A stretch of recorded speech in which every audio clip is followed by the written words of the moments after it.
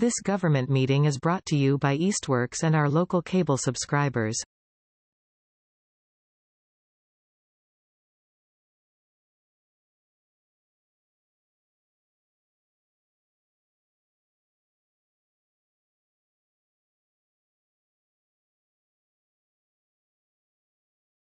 All right, I'd like to welcome everybody to the Park and Rec meeting, 6:01.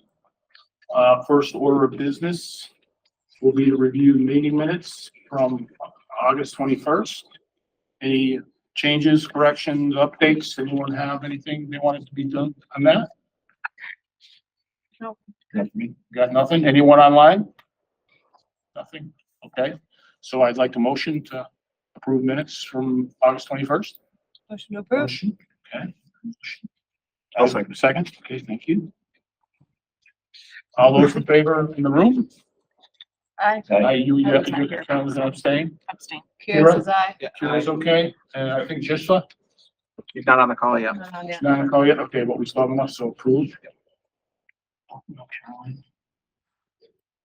So you have to apologize for a minute. I am also taking meeting minutes tonight, so good luck with you guys. Good luck to you guys. So I'd like to start off the meeting, based on, we'll go with public speak, but before we start with public speak, I'd like to kind of set a couple of ground rules.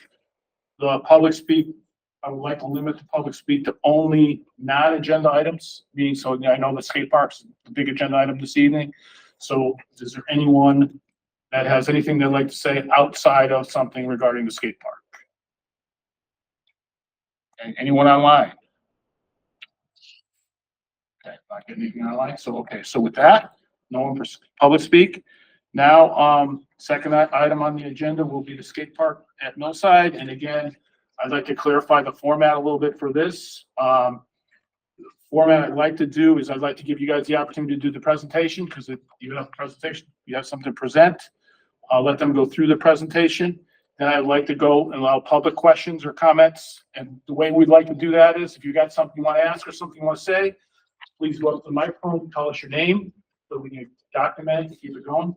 And then after that, we'll go to the committee questions and we'll hopefully close this thing out. So before we get started, though, one last thing, as a point of reference, I'd just like to add that I think this committee in general agrees with the importance of having a skate park in Easthampton. The question has always been actually where. And I think if tonight we have a very well thought out presentation that these guys and ladies are going to be putting together. So the biggest thing, and I'm not trying not to speak for you guys, though, they're kind of circling the airport right now. They can't really do anything until the location has been decided for that park. That's when they can begin what they need to do to get this thing done.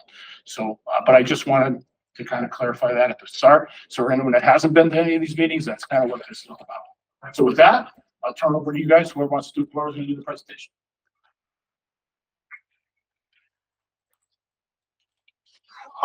Eddie Community, Easthampton. So we presented you guys with a packet. It's got a cover letter that outlines the importance of integrating a skate park into Millside Park, along with other improvements in the future. We'd like to add lighting. We'd like to add a new playground. We'd like to add improvements to the bandstand for movie nights. The designers are with us tonight. We have Byron and Tito. They will be going through the skate park design, and they'll be able to answer any questions you guys may have. Okay. Welcome. Who's up first? Dog, yeah, Tito needs his. Yeah, I'm mute. Okay, we're up. Hold on. Only Tito can unmute himself. I'm not muting him. Tito, you got to unmute yourself. Tito. Hi, Tito. Sorry, guys. Can everybody see the presentation up on the screen? Yes, sir. Yes. Okay, cool. Awesome. Let me see.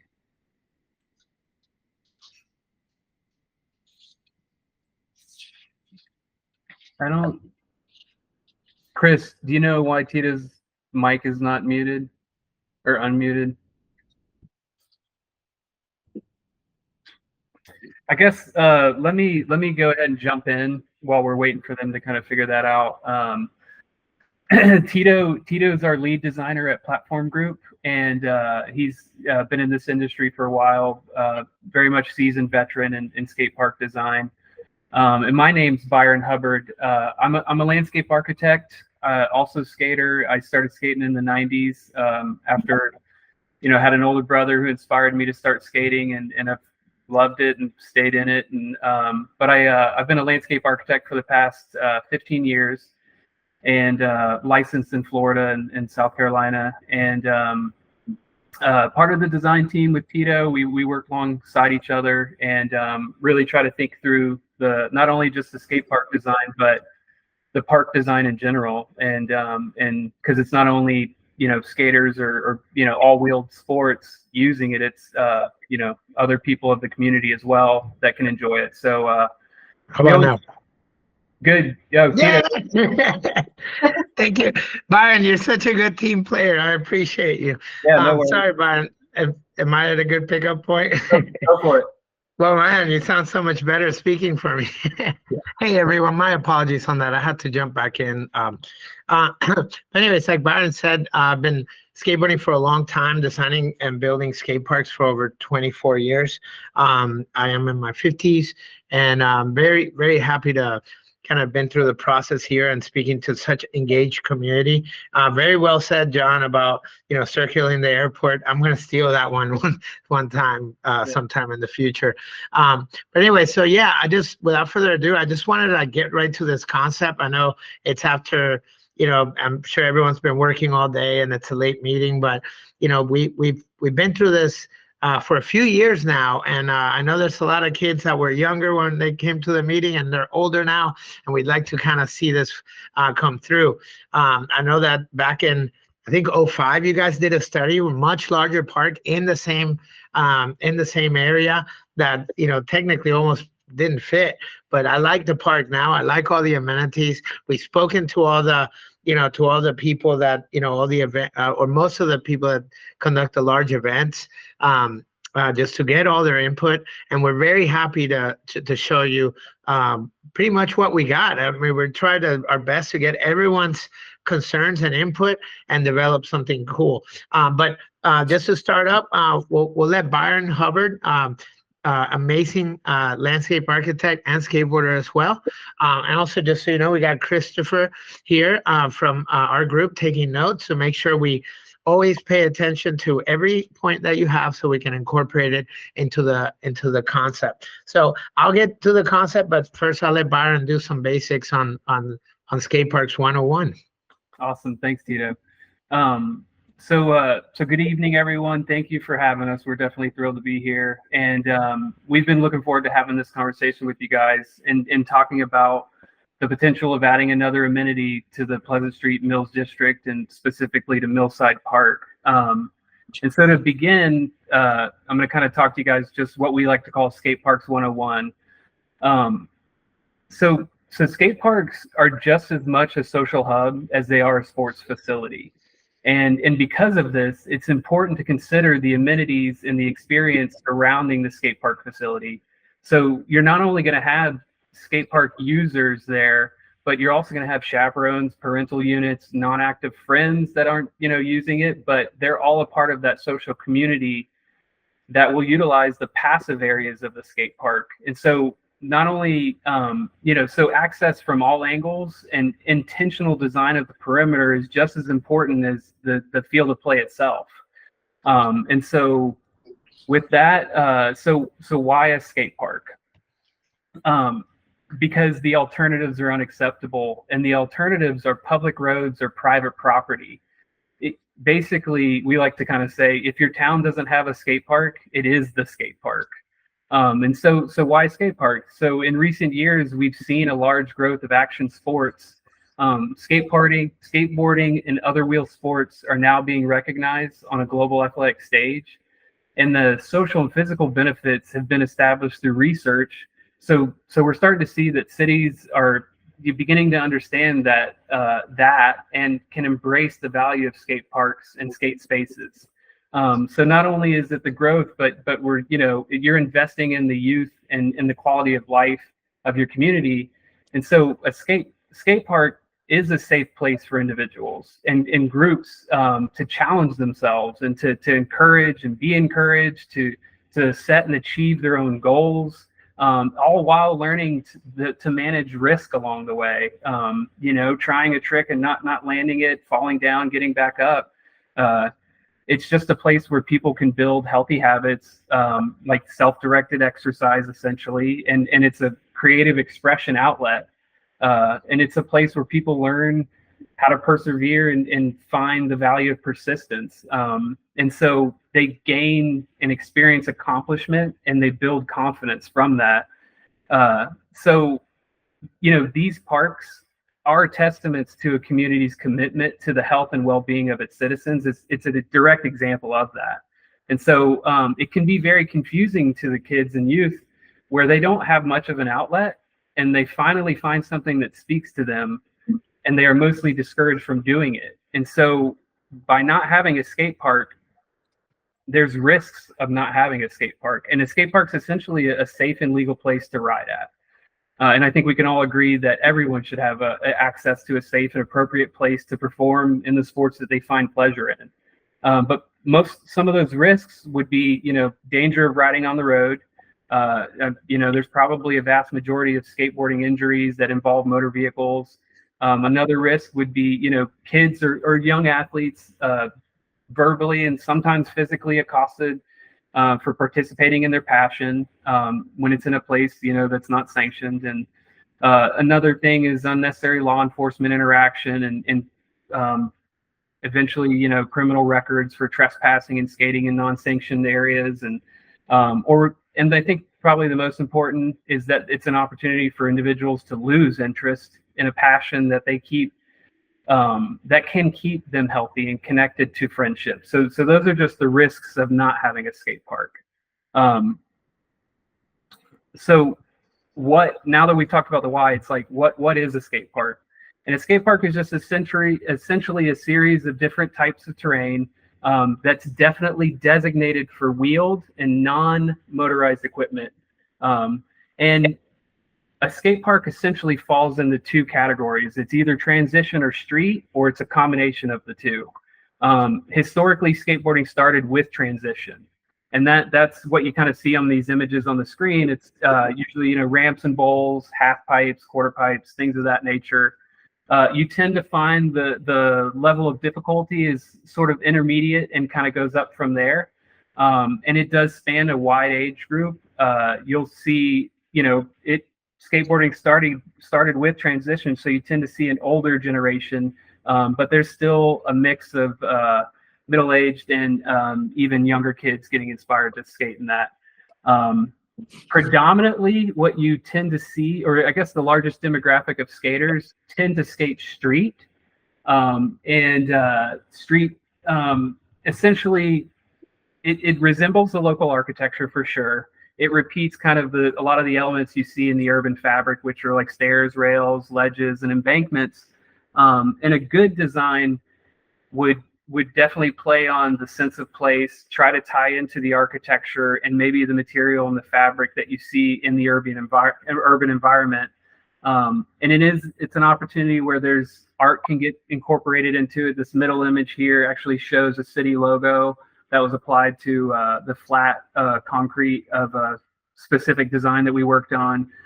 So there's opportunity to incorporate art, not only with in the park, but alongside it. And this is also where you see anyone that's getting into skating and not just skateboarding, but BMX and rollerblade and all that tends to start in this category of street, and then they can be inspired to go to transition or stay within this sort of street realm.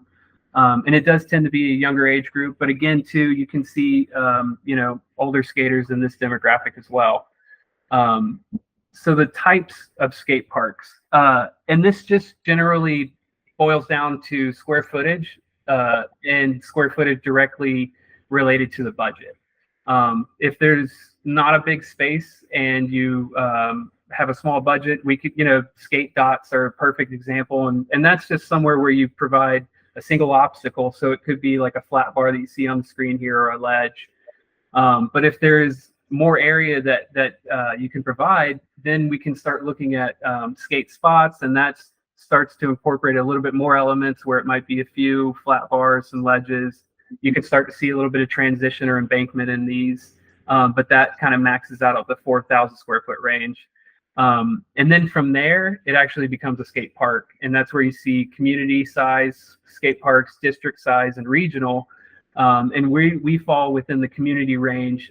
We're right around, I think, 10,000 square feet on the current design. And so skate parks frequently ask questions. So who uses the skate park? And historically, it's called a skate park because skateboarding kind of was the predominant demographic, and skate parks started getting built, and it just historically kind of became the norm. But it involves skateboards, BMX, scooters, inline and roller skates, and not listed, but wheelchair motocross is another element. And we believe that a properly designed and constructed skate park, it can be future-proof, and it definitely meets all the needs of all those groups. So it's not just one demographic, they're meeting all of those. And so how does a skate park serve the community? Of all those demographics, they naturally form a community and a culture, and we believe that if a properly designed skate park, it can foster and nourish that.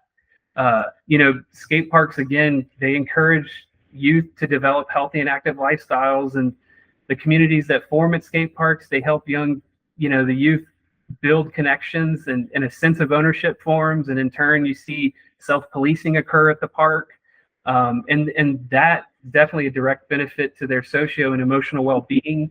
And skate parks are a haven of diversity. It's where the youth of all backgrounds, they gather, connect, and it's all through the common love of the sport. And so what age groups do you usually see? It's definitely all ages, and but it tends to focus on the youth, and generally between the age ranges of 10 to 17, with 14 being the median. Is bigger better? Not always the case. It definitely depends on the area, and considering the accessibility of the community, what are their wants and needs and desires, and through understanding that and gathering all that information, listening to the community, you can decide, do you create multiple spots? Do you create the community skate park? Or do your needs and the population that you have, do they fit where you would rather have a regional or district skate park? And so skate park users. So this is kind of a cool graphic. We created this because it's kind of telling of where your money's spent, and it's just very informational. So on the left side, you see legacy sports. So baseball, tennis, basketball. All these sports have their own field, and they essentially hit one demographic of legacy sports. Whereas on the right side, you see the action sports, and a single skate park meets the needs of all these different demographics that you see up here, as well as what we just talked about at age range. So, BMX, skating, inline and roller skates, scooters, and the wheelchair motocross, can all use the same facility. And so it just is it's a good graphic to just kind of show. So from there, and this will be the last slide that I'll cover, and we'll hand it over to Tito, but it's essentially a summation, but the community and cultural benefits of having a skate park, just like we kind of have written up there, the action sports have proven to be the future of youth interest and activities, and it's an Olympic sport now.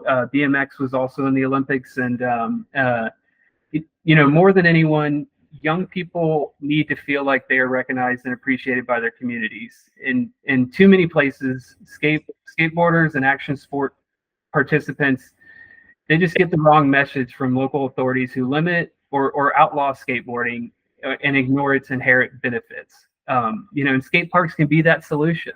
So every skate park supports hundreds of kids that might otherwise have nowhere else to go. And we strongly believe that through the leaders and local participants of the community that providing a space, it essentially hits all these items on here. You know, it definitely is a communal hub. It is diverse. It's definitely inclusive. It's your creative expression outlet. For sure, positive youth development. Again, it creates that sense of ownership and self-policing.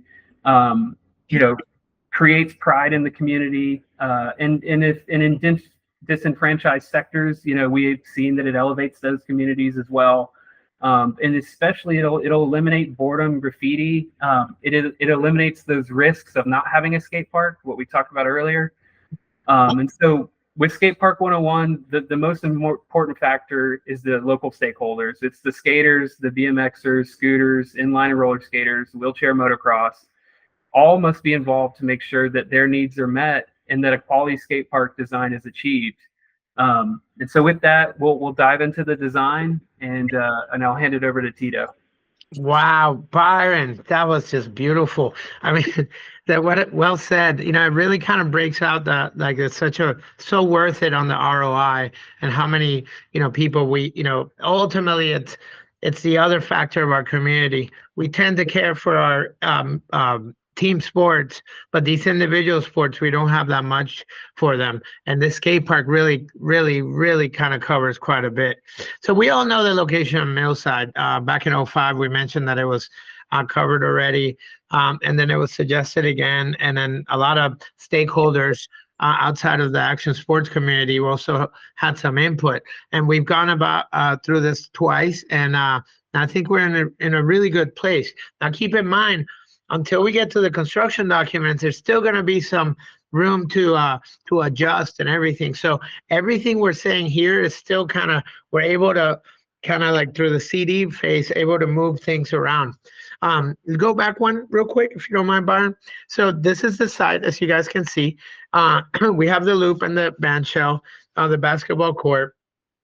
And so one of the, few of the things that we talked about was getting access for vehicles for the events, whether they were food trucks or whatnot, or just tent trucks, et cetera, for setting up events. So we took that into account. We had it on one side before, towards away from everything, going behind the band shell, and then we were asked to bring it in between the basketball court and whatnot. So we're going to show you all that. The skate park, and now we're going to move on. Without further ado, this is the kind of the new conceptualized skate park. Working around the trees, working around that tank in there. We actually dropped it in the ground a little bit into the ground. There's still environmental study that's going to tell us the feasibility on that move and what we can get away with. But and so that's still to be determined. But starting from the right, you see that kind of like that green access. We put one connection path, but we really want to kind of create, through the design, a lot more circulation paths and everything. And we'll talk about that, sculptures and all kinds of amenities to create a really cool addition to Mills Park. We put a little seat wall there to complement the and the grade difference to complement the basketball court. There's, that's like a pad that you can drive utility trucks or whatnot into the park for setting up the events. So it's actually closer to it. And then behind it, we have the skate park. It's about 10,000 square feet, made a little bit smaller round wall bowl. We took the input of the skate community that we're still going to keep getting input, but for the most part, we really wanted the park to look like an art sculpture in itself, to look cool and to really match the aesthetics of Millside Park in general, and the whole area and the surrounding buildings. So the whole thing fits seamlessly. You have a very, very well-versed skate committee, and they definitely led the design on this and gave us incredible notes that we followed as best as we can, as best as we could. And I think we're pretty happy with what we're doing. I think they are too. Anyway, so let's go and get some perspective views. So this is the bird's eye view.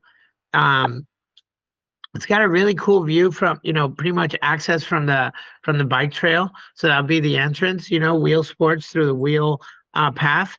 You get, this little amenity down there. And it's like when we dropped it down, it really kind of softened the grade. So it wasn't such a big hill as it was in the previous concept where it was kind of more built above. If we could go on.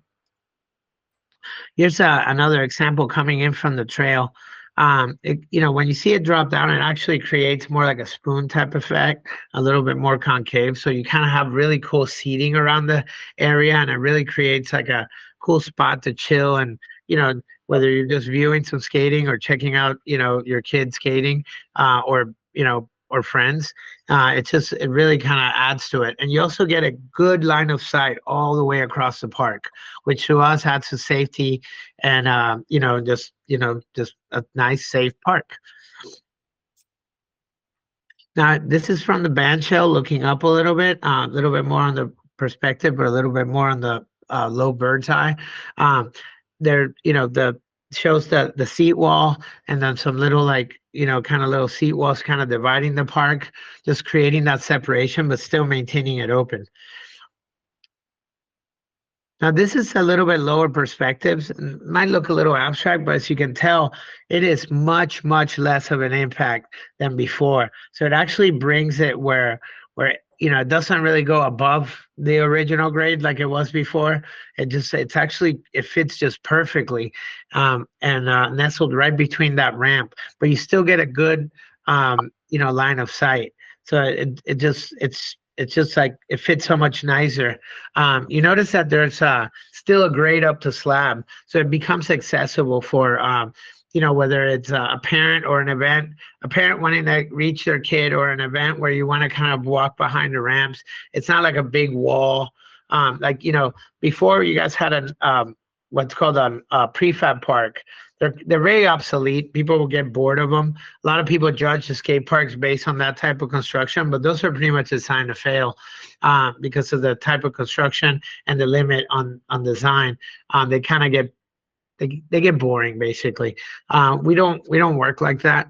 These parks are very accessible and very fun, and our goal is for them to be challenging for 30, 40 years down the line for a kid that's yet to be born. So with the grade up to slab, you can have access. It also helps for adaptive and neurodivergent stakeholders that are skating or utilizing the skate park that might need a chaperone or general parent access. So we take all that stuff into account. Here's some of the aesthetics inside of the park. Solid block ledges, just to kind of get an identity, and then also just to kind of put like that pride, that sense of hey, this is the Millside park. This is skate park of this is your local skate park, and people know that where it's at. So this is from kind of the edge of the end of the park, looking down towards the amphitheater and the loop. So this is again a cool line of sight all the way through. So even during an event, this could kind of double as little flat area where people can chill. They can get food in a food truck and just kind of hang out around the park. If it's not being in use, it's just a good flexible space as well.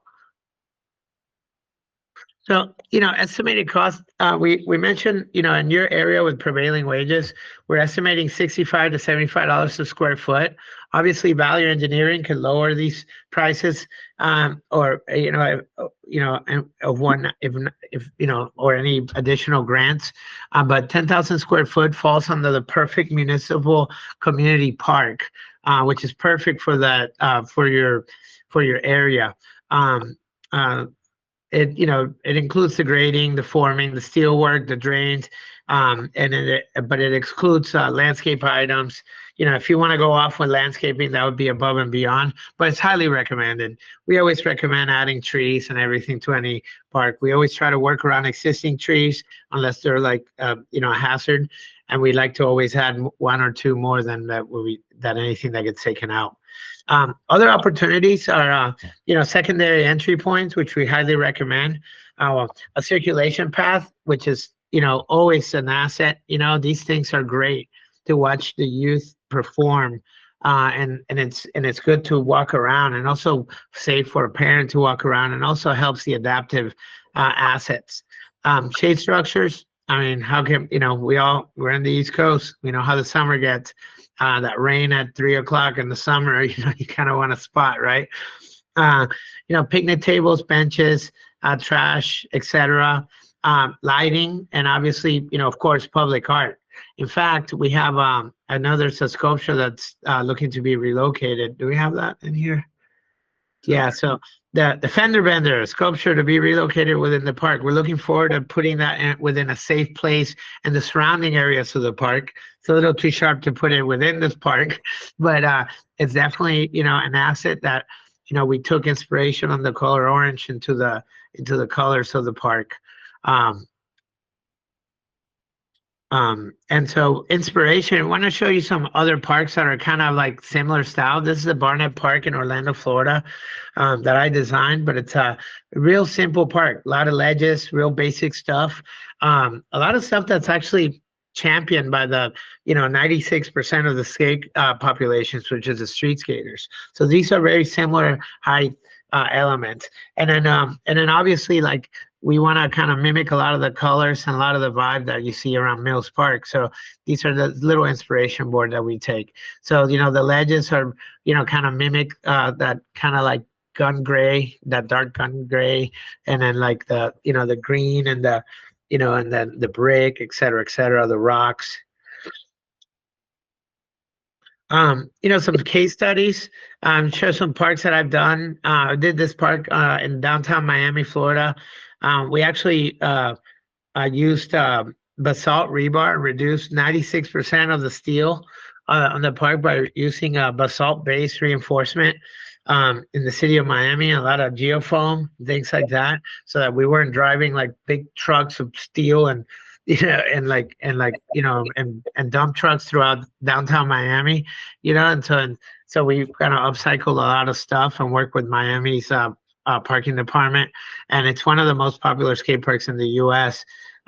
Very proud of that, but it's got a lot of those red colors and stuff like that to kind of add that dynamic and that pizzazz and that unique pride that the city of Miami now owns. Another one is one that's ribbon cutting next month, the city of Lafayette. Little bit larger park than what you have, but not much. It still kind of falls right around that, larger size community skate park. It's just got a, much larger bowl. But that's another example. It's got that grade up to slab, transition, street elements, etc. And then moving on, one that's currently under construction right now, Hayden, Colorado, which is a steamboat in the Yampa Valley area of Colorado, like almost 8,000 feet up in the air. So that's under construction. So, just showing you some examples. And with that, I would say, we're opening it for questions. Let's design and build a rad skate park in Easthampton. Hopefully we can, we give you enough justification to, help us land this plane, right? Thank you. Thank you. Okay, with that, I'll open up to the public. If you have questions, comments.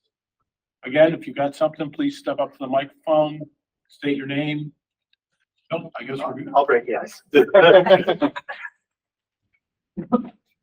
Hi, I'm Dave Dion, Hilltown Charter parent. I got a 9-year-old there. Been skating since I was probably 8 years old. I just want to touch base on the location, on how perfect Hillside Park is for the location of the skate park. I've been to the other meetings. They talked about the wastewater treatment plant. I ran by there the other day. It was not pleasant. I've been down to Nonotuck Park, which would be an ideal situation. But again, the park closes at 5, sometimes 6, sometimes, and you don't have that police force going by to police anything. Plus, I heard they just got new funding for pickleball courts that are going to go where the skate park was going to go. The other location was the drainage ditch near the park, just up a little. But I believe they can't fill that in because that's a whole thing with the parking situation and the drainage. So Hillside to me seems like a perfect location. I see the park, it's a great design. I just think of like California, and they have Long Beach where the park is right on the beach. There's hundreds of people watching all the time. And this is the same location. You know, they have Food Truck Friday tomorrow, I believe. I'd love to go down there and have my kid in the skate park when I go over and have a refreshment and a burger or whatever. But just the location is so great. The one other thing I want to touch upon is the design. I was in the group, the original group for Westfield when Westfield got designed. We were too young to understand architecture. So they had architects design the park that were not skaters.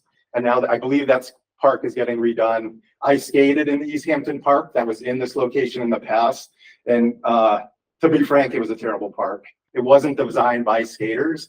This park, this design is designed by skaters, and it'll last forever. Thank you.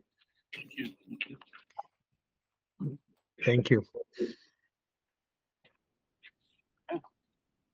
Hi, my name is Amy. I'm a resident of Easthampton. I'm not a skater, do not know how to skateboard, but I have 2 kids that do skateboard. My daughter is 10 and my son is 15.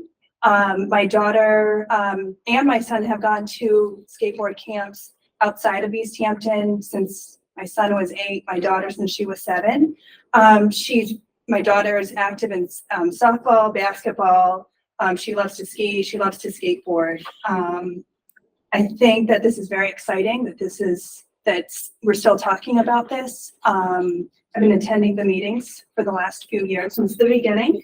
I just wanted to share about Millside, how great of a location it is. Just this Friday, after school, my daughter also goes to Hilltown, and after school she went to a session over at the indoor skate park with other students, and that group was created by parents. After that, we walked over to Food Truck Friday and got some food. My son wanted to tag along, who's 15, did not want to stay with us because he wanted to skate. So we hopped on his bike, rode his bike all the way down to Northampton to skate, rode back so I could give him a ride home. And I just thought, geez, wouldn't this be so nice if we could just stay all together here in Easthampton? So thank you. Anyone else? Any questions? I know we're getting mission statements of support. I think that's pretty clear that there's a lot of support for the park. I'll be really brief. My name's Nolan Fonda. Sorry again? Nolan Fonda. Yeah, I live in Holyoke. Landscape architect as well, skateboarder as well. Working on the Springfield skate park, and I just think that having a park in Easthampton with a park that's going to be built in Springfield, by next summer, it has to be built contractually. It'll just increase what we already have in Western Mass. And what we're trying to build is this network of parks. We have Greenfield that just opened up. We're hoping to get Westfield within the next year or so. So I think it's just what it will do is just really increase the community, the sense of pride to the town, and just increase business to the area. I think it's a great thing. So thank you.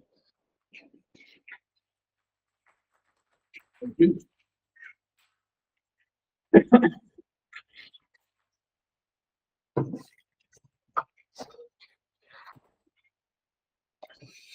So 7 years ago. No, I'll be brief. My name's Owen Zarat, 74 Florence Road, Easthampton. So wonderful presentation. I think we're definitely on a roll with this design. Full disclosure, I'm also an elected official here in the city. And when I look at projects like this, I have to put on a couple of caps. I have to put on my Easthampton resident cap and my pride for Easthampton, but I also have to put on my municipal official cap.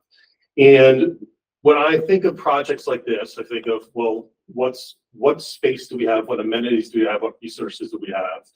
And also, how is this going to benefit Easthampton?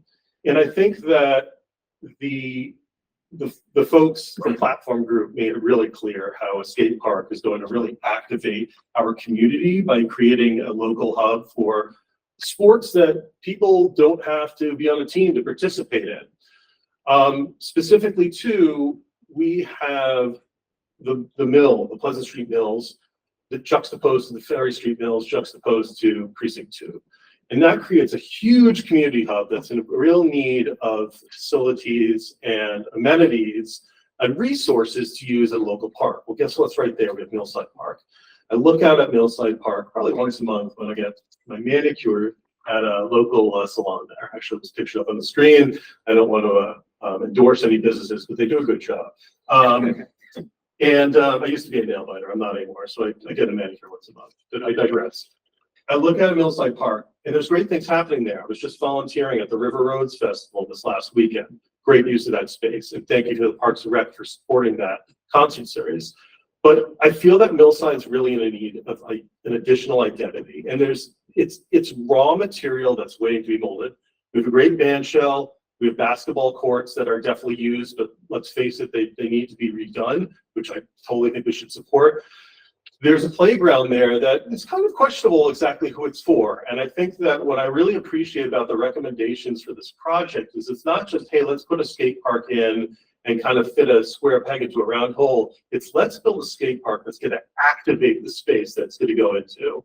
And the design is there not just for skaters or all other wheels, but it's there for people to use all the time. These folks have done an amazing job being patient for 5 years, working together with city stakeholders, making their case. They have clear support, as the chair has said, for the skate park. They have clear support for a skate park in Millside. They have the support of the mill owners, mill businesses, and the community at large. And I really appreciate the hard work that they've done to get us to this point. We've come back to Millside time and time again, and we're here yet again with an amazing design that integrates into it. And not only that, makes recommendations as to how we can continue to upgrade the space that's in. Upgrading the play structure, upgrading the band shell for better multimedia use, including a movie screen that faces forward so more people can watch it.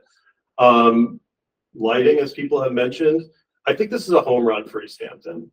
I think that I appreciate that the commission has done its due diligence to look at other locations, but I really think that this makes the most sense in terms of how this integrates into our community, how it fits right next to the bike path, which not only is accessible within town, but from other towns as well as all the activity that's going on behind the mills, which has become increasingly year after year a hub of activity in our community. So we're building this micro community of skaters that's going to expand to meet the community of Easthampton at large and beyond, and I think continue to be an element that will really put Easthampton on the map.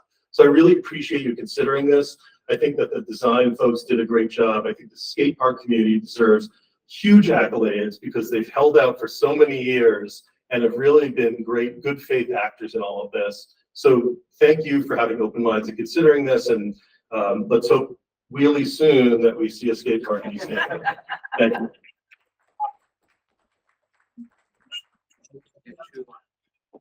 Okay, I have two comments. Again, and I'm not trying to be like, but the original concept for this meeting was, I think everyone here is especially anyone spectating, is in support. This kind of was to ask questions in general about the design, what's going to happen. I do appreciate the comments, but I think 2 to 3 minutes, please, and would be good. Okay, I got 2 people online. Who's next? Okay, Salem, go ahead. Sounds muted. Salem, you're on mute. Can you hear me now? Yes, sir. All right, I wouldn't unmute. Sorry. Can you see me now? Okay. I hear what you're saying, and I'll be very brief. And I just want to, add my support to this as well. I don't really have a lot of questions. I looked at the plans. I thought they were great.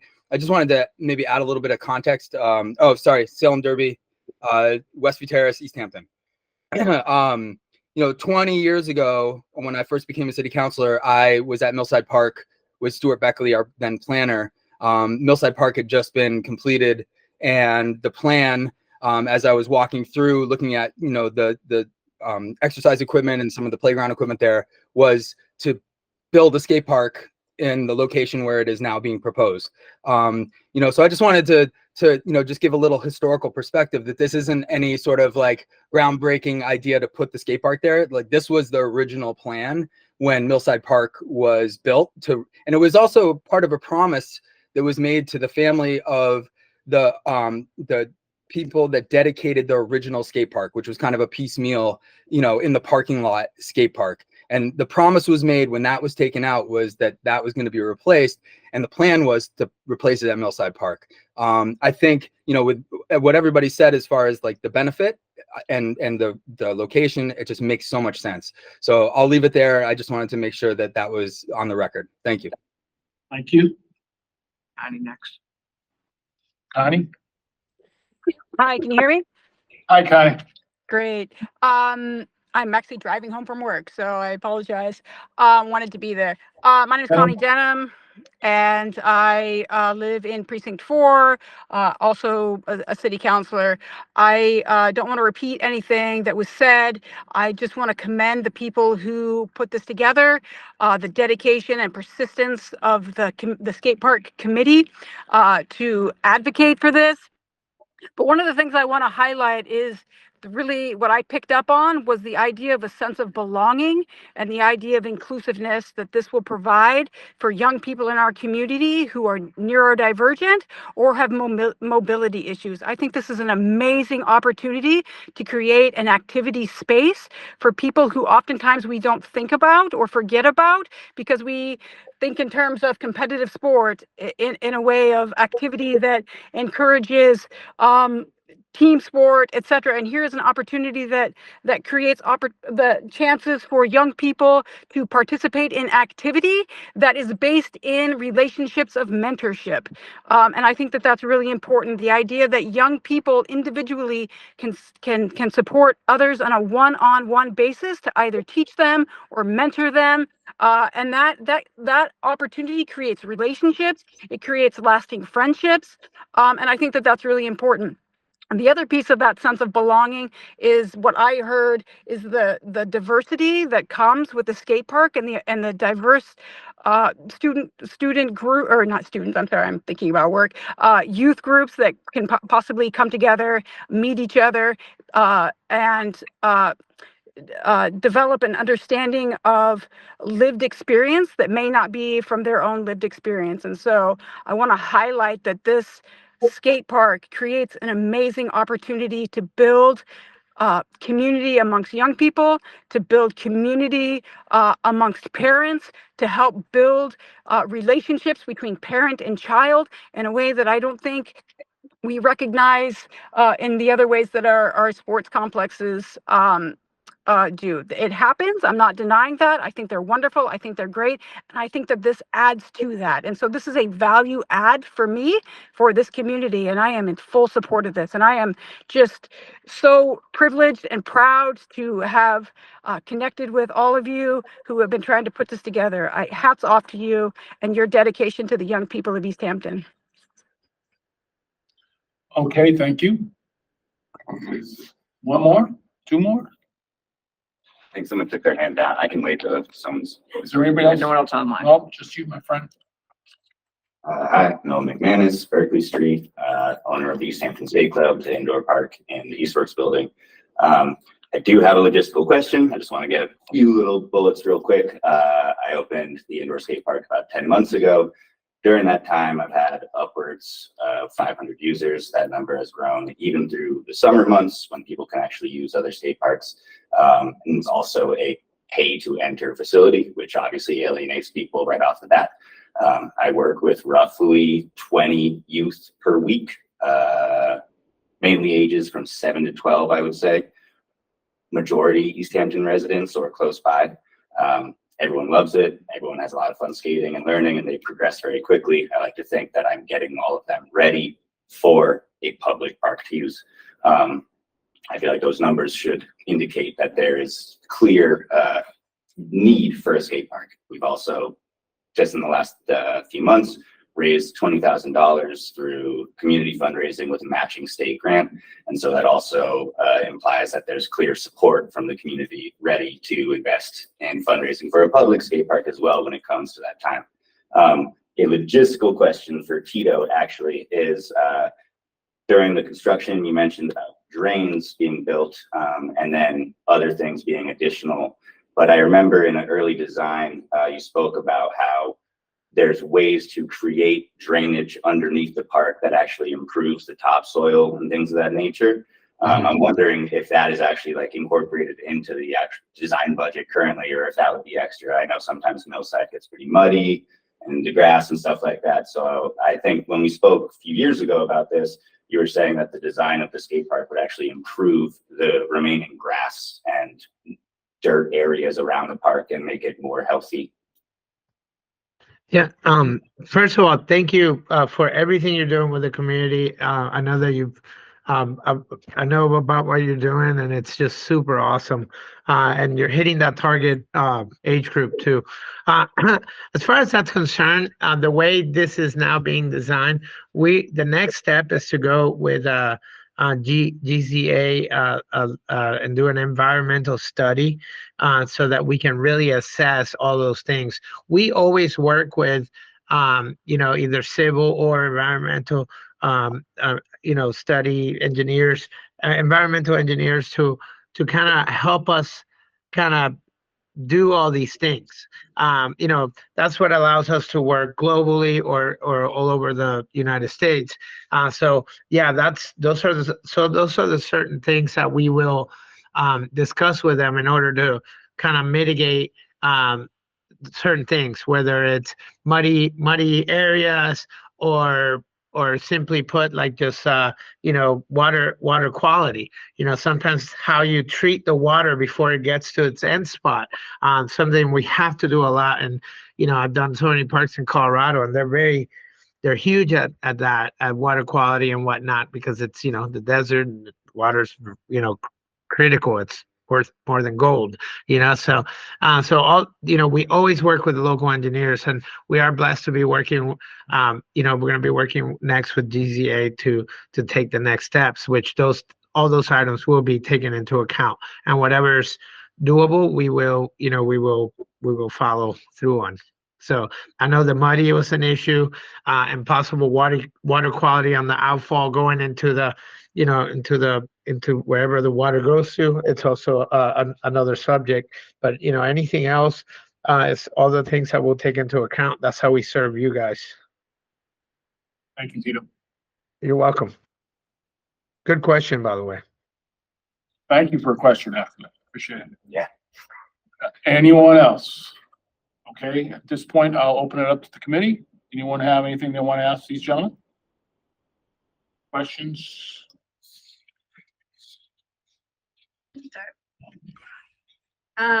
I guess I have one. What is or would there be any maintenance that would be required with like resurfacing of the skate park after, I don't know, like 5, 10, 15, 20 years, whatever? Great question. No, what we do is we provide a maintenance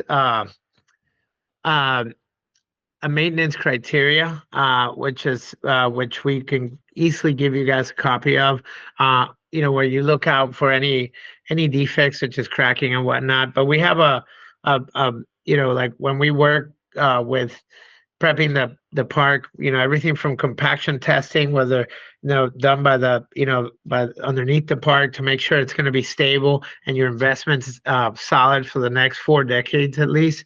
The concrete itself, the resurfacing's typically unnecessary because what we use is a deep penetrating, environmentally friendly sealer. So it actually prevents the acid rain from actually going into the concrete. And what happens usually is it eats up the concrete from below, and then it opens up and it gets rough, like almost like sandpaper. And so if you don't seal it like that, then eventually after like 2-3 decades, you start seeing that type of roughage, and then people have to kind of mitigate that. So as long as as long as you use these types of sealers, and follow the maintenance, criteria, then the maintenance instructions, and your investment can last for a long time without having to do such drastic measures. I mean, typically resurfacing means like tearing it up and building it over because it's concrete. So no, it's we provide it, and it's the maintenance is basically very, very minimum. I mean, it's like most of the maintenance in I think Tony Hawk Foundation came up, it's like 0.5 to 2% a year construction costs, and that's like mostly on like landscaping and the trash, mowing the lawn, you know what I mean, things like that. As far as like sealing like this, it's all relative. Closer to the ocean, it's a little bit gnarlier. Where you're at, it's not as bad, but you do have freeze thaw, so the caulking and sealing all the saw cut joints and all that stuff, and making sure those are sealed to avoid water, freeze thaw, and expansion. Those are things that we'll provide a detailed maintenance program for, just so that your stuff lasts forever. It's So, kind of a set it and forget it. You pay for it once, and then the maintenance is very, very minimal, and it's like few grand to just get it sealed. And we could literally teach Noah how to seal it, and if he wants to partake on it and see if he gets money. quick question though. I did hear you say, so can we say roughly, I think I heard 40 years, 30 to 40 years you're saying? Well, it's funny. Back in the day, like they used to put. I mean, I'm looking at parks I've been a part of they're easily over 35 years, and they're standing strong and just as good as new. And construction techniques and sealers weren't even as good as where we're at now. So I have a really good, and I've been to Kona, which was built in 50 years ago, and it's still kind of standing strong, but it definitely has that roughness, yeah. So I say 30 years plus. It's where it's going. So, and I have a very good. There's Silverthorne was built in like '96. You know what I mean? And that's in Colorado, and that gets used so much, and it still skates just as good today as it was when it was built. And to your point, you have a similar temperature, you have similar weather, typically Colorado, depending on where you're in Colorado. Yeah, snow, you cold. Anyone? Yeah. I'm throwing it. Anyone else?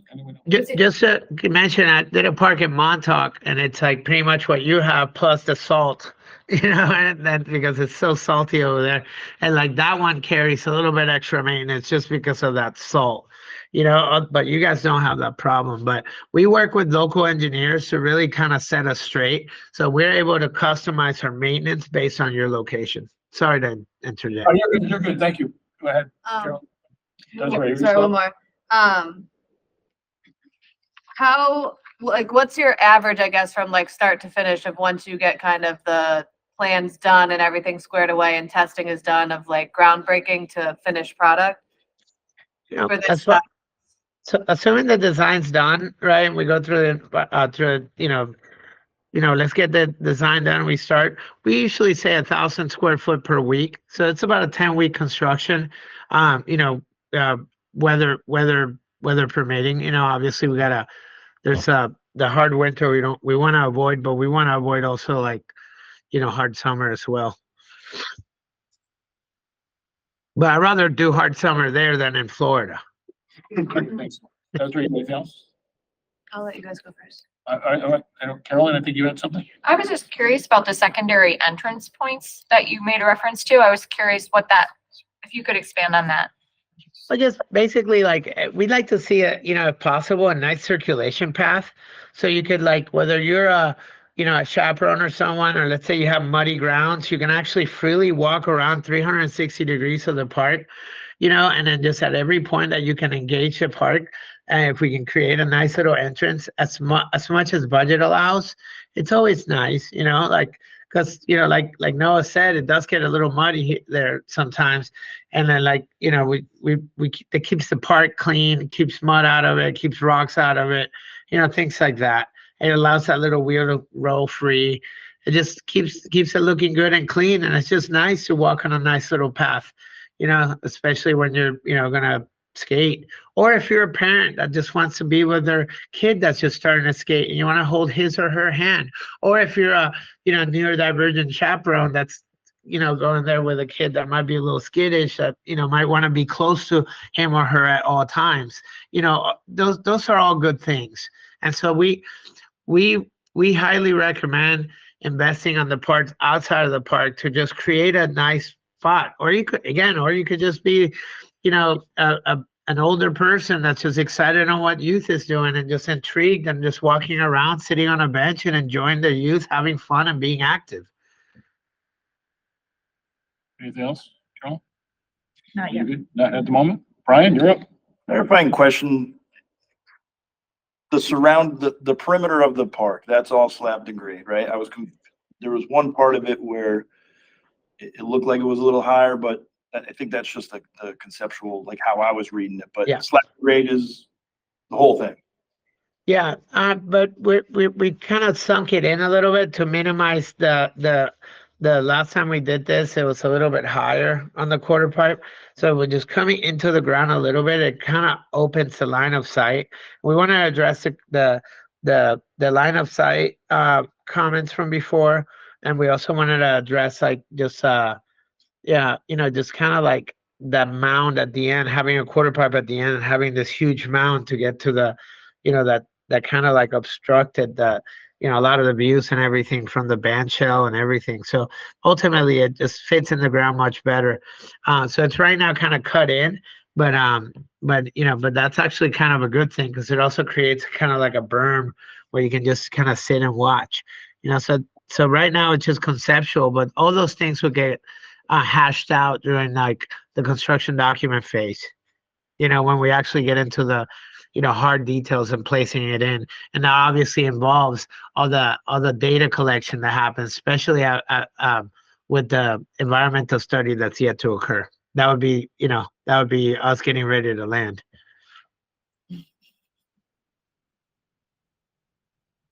Anyone else? I have a question. Oh, that's I right. don't know. Well, I guess for all of you, and I'm gonna make myself very novice at this point. Do you see a lot of, like in the skate parks that you've developed and built, do you see a lot of, and this is where I know the youth sports side of it, I'm gonna go with an event maybe, or like I know it's in the Olympics, I can't think of what it would be called. I want to say contest. I know it's not contest, but you know where I'm going with it? No, Do you- yeah, you are right. Sorry, didn't mean to interrupt. Go on. Yeah, no, do you, like, is that something that you guys would ever see coming there where you could host? I want to say event. Is that an event? Like, what would it be? Yes, Like, yeah. Event is the perfect word. It could be, you have people like Noah that have, his organization will actually have probably clinics, lessons, or small contests to kind of bring a little sense of pride and hype to these kids. And then sometimes you have different events that come that are regional. Sometimes there are different events that are national. Part of our agency does events, and so it kind of puts in the limelight for that.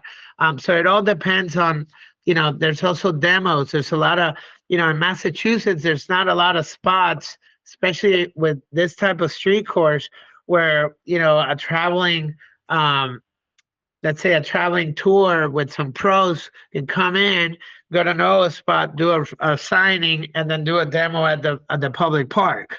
You know what I mean? So things like that. There's so many other things like, I don't know. There's all kinds of events that you can do, and they're from like sometimes like local to regional to national. And so yeah, this is definitely worthy for events. Chris, do you want to add on to that? I'm going to elaborate on that, Tito. Yeah, go ahead. Eddie. So Erie Skate Shop, they've been this entire summer. They've been doing Wednesdays at Agawam Skate Park where they host a different contest every single week, and they have different sponsors for it.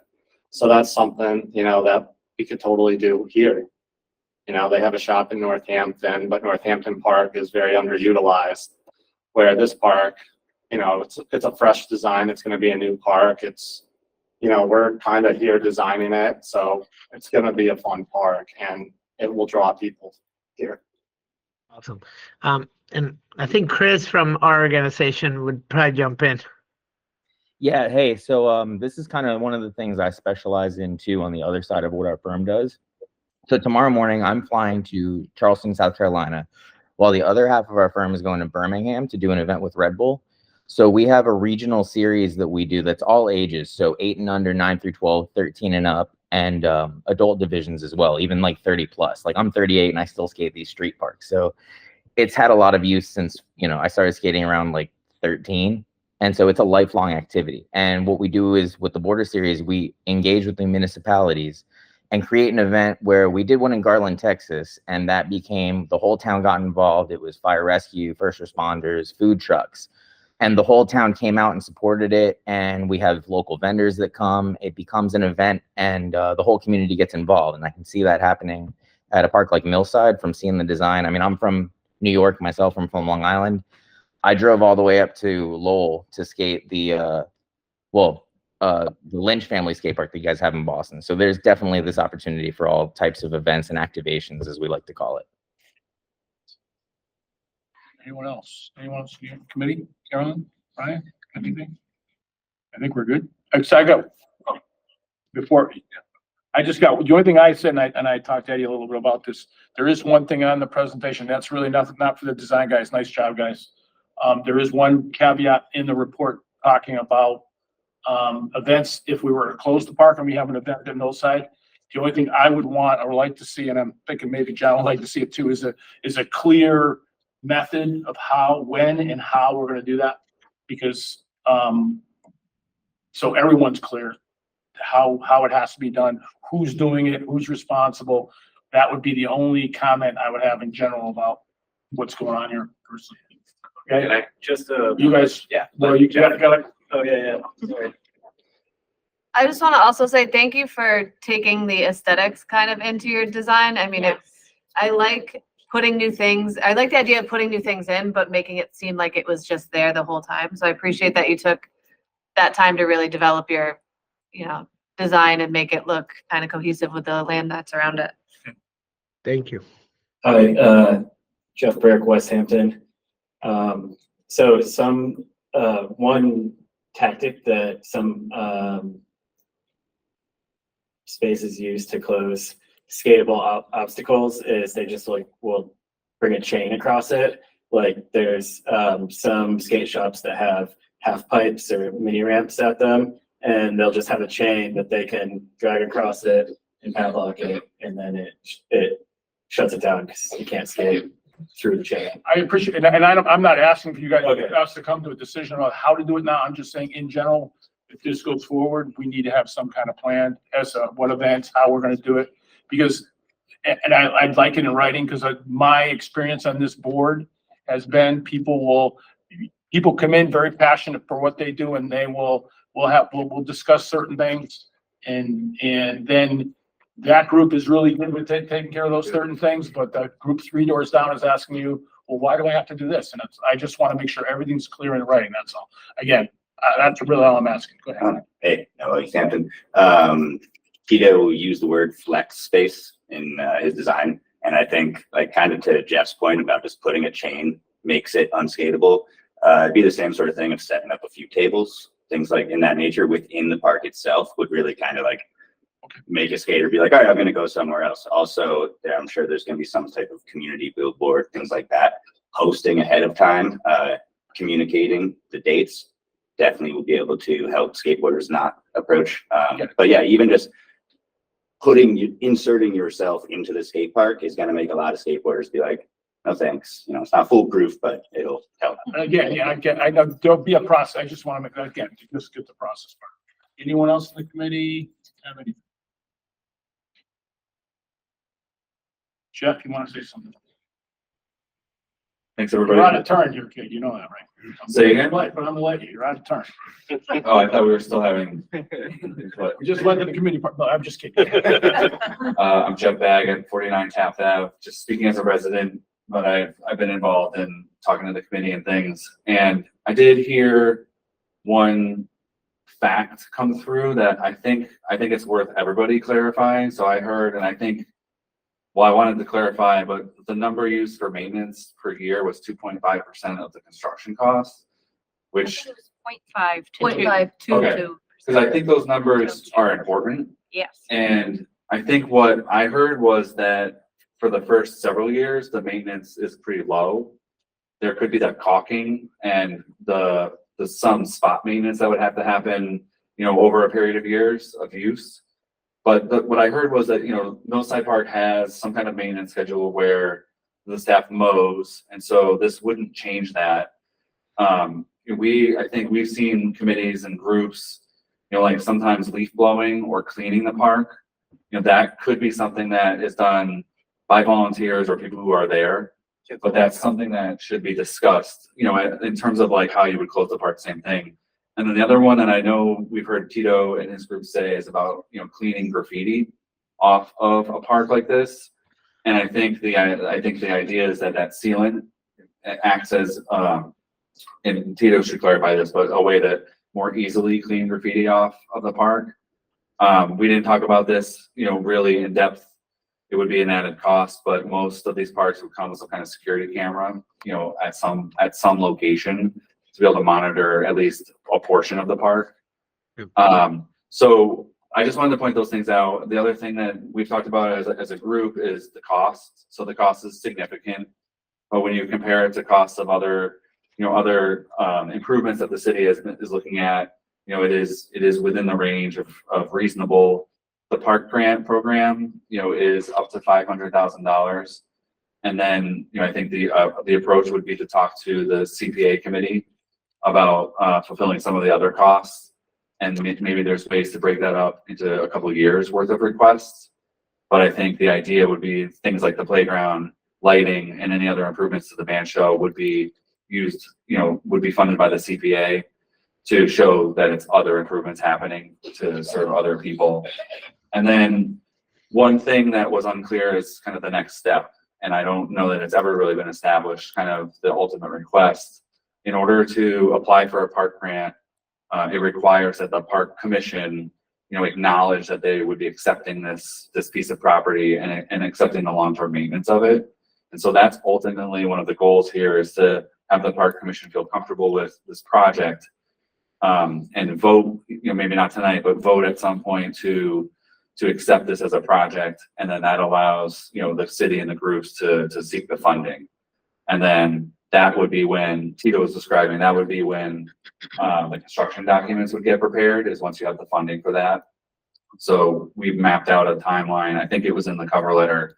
This is if we act from here out moving forward, it's 3 years from, someone actually rolling around on this park. And so in terms of costs or maintenance, it's not something that happens immediately. So those were just some things I just wanted to cover, because they didn't get covered yet. Thank you. Thanks. All right. I think no one from the committee. I think we're good at this point. I think to Jeff's point one. No, Kira has her hand. Who's up? Kira. Kira, hi, Kira. You have to make her. They already did it. No, she's already co-host. Oh, there she is. You're muted. You're on mute. Can you hear me now? Yes. Great. Thank you so much for the presentation. I don't want to repeat anything that anyone said, but I agree with all of it. And I particularly love the design and the inclusivity of people with differing abilities. I'm a school psychologist during the day, and so we have a lot of conversations and meetings where we actually talk about skating as a way for kids who aren't usually successful in team sports to be more successful in skating or scootering, and they've had a lot of success for that. So I'm excited for this for our community, and particularly those groups.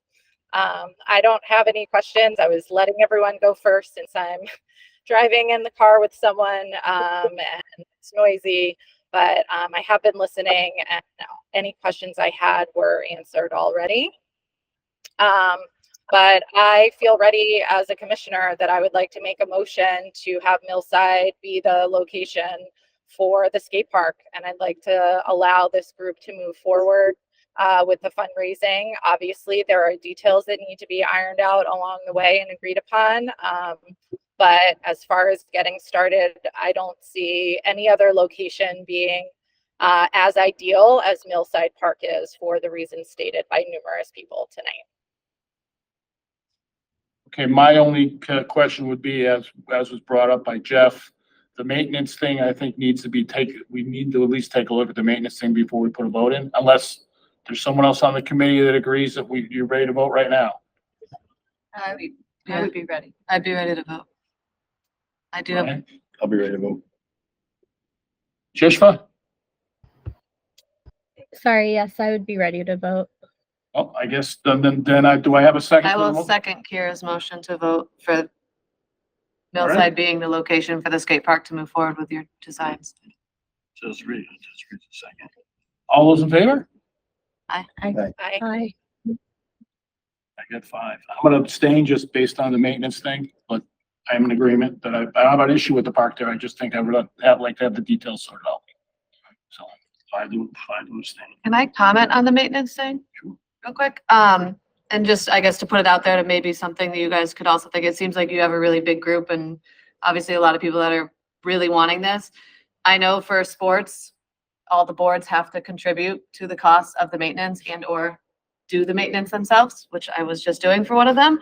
Pickleball went in, they are contributing to theirs. It could be something that would alleviate, obviously, stuff from the park of, it seems it is very minimal is what they're hinting towards with kind of the caulking and all that stuff. And, Would that be something so to be? it could be something that you could fundraise to kind of help with even just volunteers. So So one thing about, just to jump in on caulking and the ceiling happens part of the construction. That just comes with the park. I'm just talking years down the line, just minimal maintenance, maintaining that. So I hope I didn't come off wrong on that. And that's just very standard of parks in the Northeast. So just wanted to put that out. yeah, I You know, think standard in general for any kind of concrete or, any kind of nook and cranny that water's going to get in there, it's just going to wreak havoc. And I mean, it kind of would make the most sense to put it on the people that are going to be present there because you're going to see it instantly that, hey, somebody's got to get down here. The other question I do have, just to clarify, the designs that you had, those, I don't remember what you called them, but the seats that kind of went along the side or like the knee wall things that were on the side, those weren't above and beyond, correct? No, they're included in there, but they kind of complement other sides as well. They're just kind of like seat walls that, complement the basketball court and also creates a certain separation, between the skate park. But it's part of the park. It's just kind of like a little bit away but connected, So we're including that in there. So that is part of the park design. That would be part of the cost initially to put it in. So Absolutely, we can throw those in there for sure. okay, so quickly, just to go back to, because since I was the one that kind of abstained, you guys are not akin to getting involved with deciding the maintenance, then it's unanimous, I guess, at this point. And I think we're good. So congratulations. Thank you.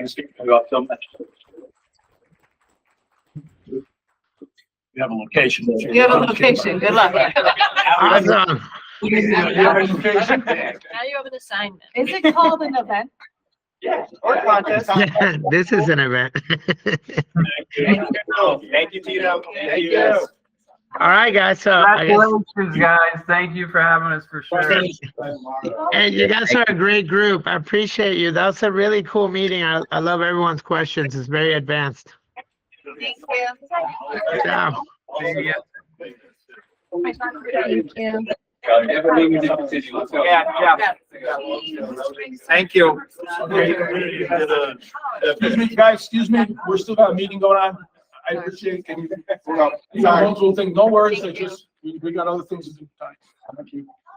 All right. Let's go to fall programming. John, you're up. All right. Baton class. 25 years she's been doing it in Easthampton.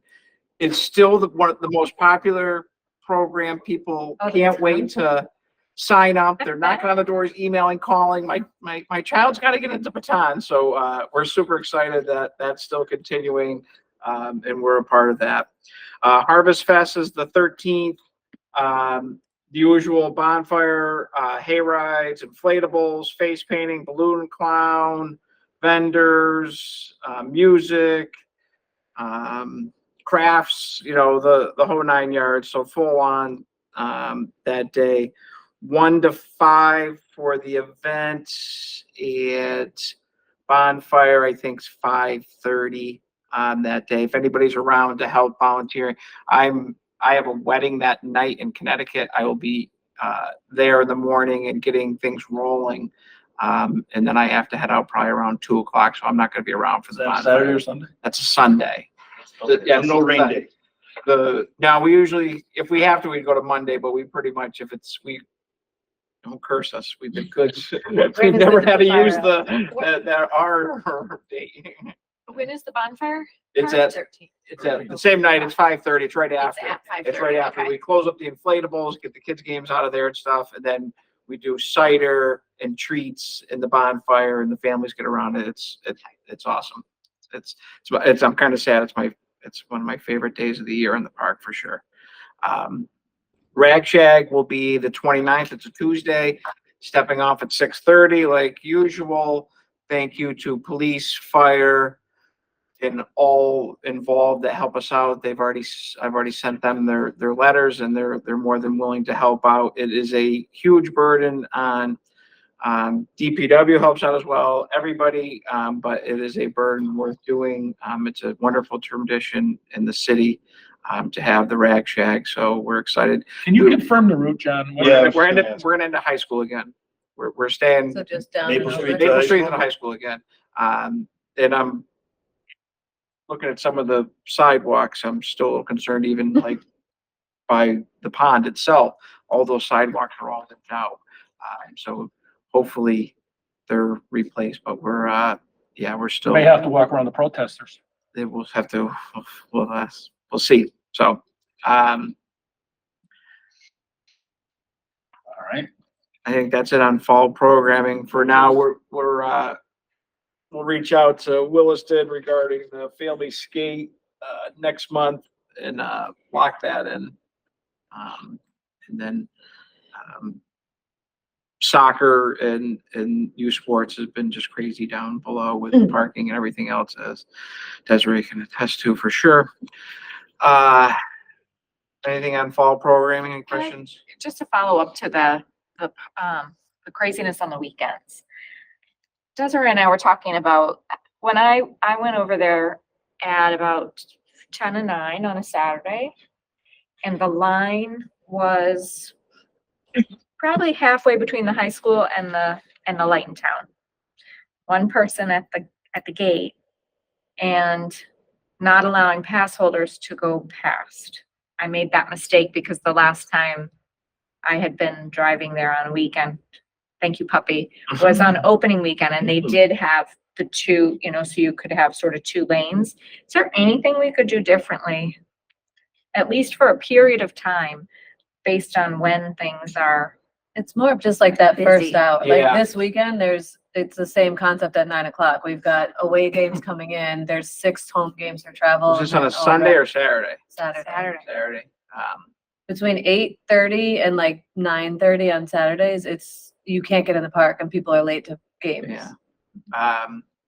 And a lot of it, they have the pass. They have Obviously, the if people are pass. parked at their house, we can't go by, but Right. A lot of people like paying she said, too. if Yeah. Which Because I is saw the great. I totals mean, this weekend. as they should, People but are definitely paying. yeah.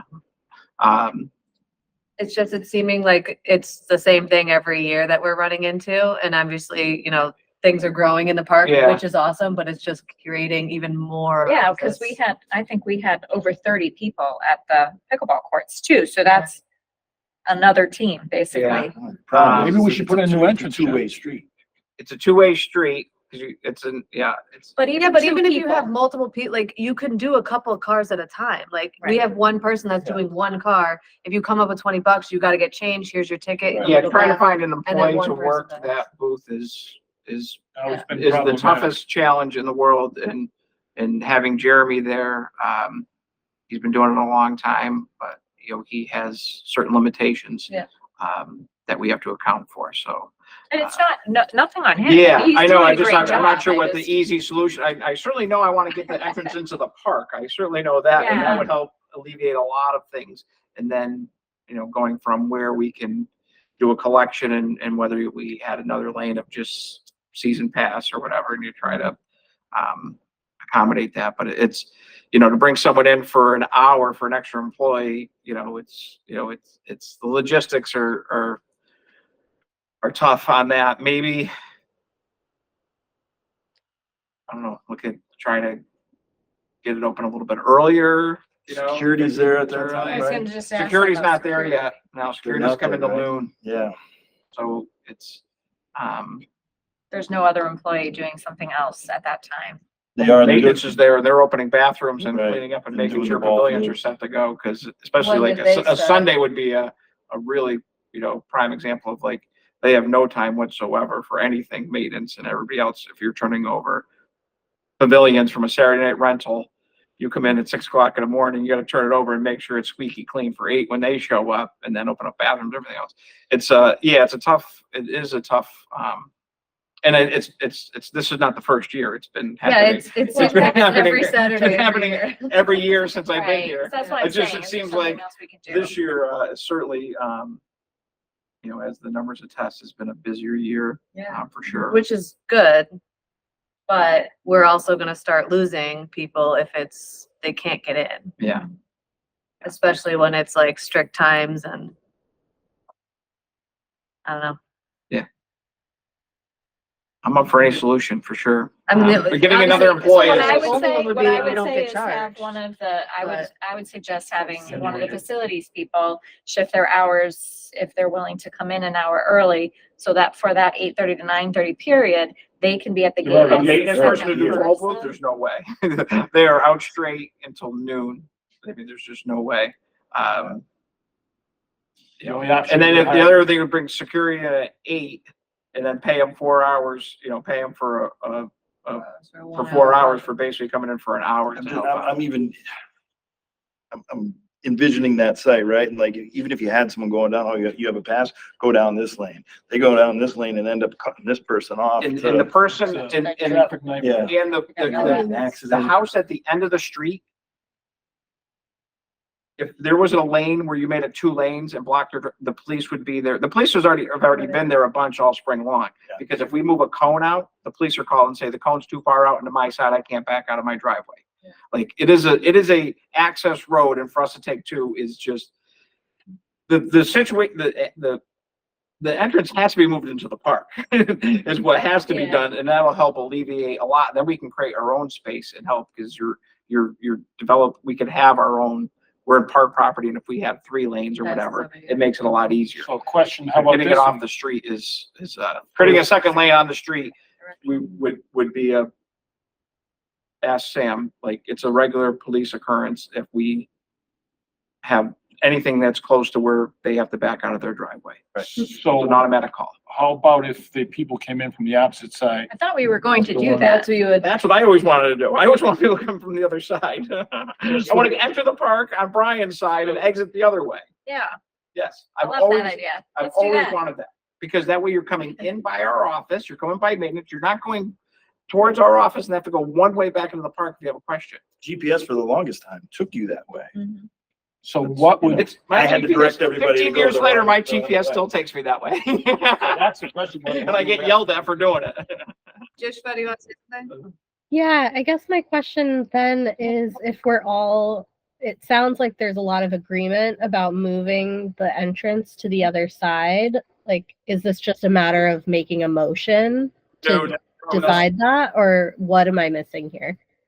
It's a one-way city street. That is actually a city street. That we cannot, there is a long drawn-out process to reverse a one-way. I would be more than happy to start that process for Yeah, sure. can we- I really would you like would, it? Would you because like it? I've Can we been, motion to start that process? since I got here 15 years ago, my first project that I proposed to Stewart, when they mentioned Stewart's name, was, we gotta change this entrance. Like, this entrance is the worst. Like, it makes no sense whatsoever. You bring people off the stone building, you can be all the way in the park, and you could create lanes. We could shift things around, but at least you're off the main street, Yeah. you know? so do we So- make a motion at this point to Yeah. have you start the process, or can you just start without us, John? No, I make a motion. What to I'll start have to the do is, process. this is what I'll do. John, I will you'll reach out to investigate? I will reach out to DPW and Greg and talk, like, cause we're also thin at the planning and city engineer department downstairs as well, but I will talk to Greg from DPW first and say, what would we have to do? I think it'd have to be a city council, ordinance to change it, but like, I'll see what, I'll have him give me the the paperwork, and then I'll send it out to you guys. Yeah, I like that idea, but instead of having to potentially wait another month to then vote on it, like, can't we just put a motion now that if you go down that path and you find that there is a way, then you can move forward, because we've already voted. I'm gonna go, I'm Yeah. gonna go, Yeah, I'm just gonna go Then for it. I'm I'll gonna lay out what Put the a lines. motion forward for John to Yeah, look but into they're gonna- switching. I don't think we The need a motion entrance. though, John. No, because I'm gonna get all the information, I'm gonna get all the information out to everybody. Have him report in on what he gets.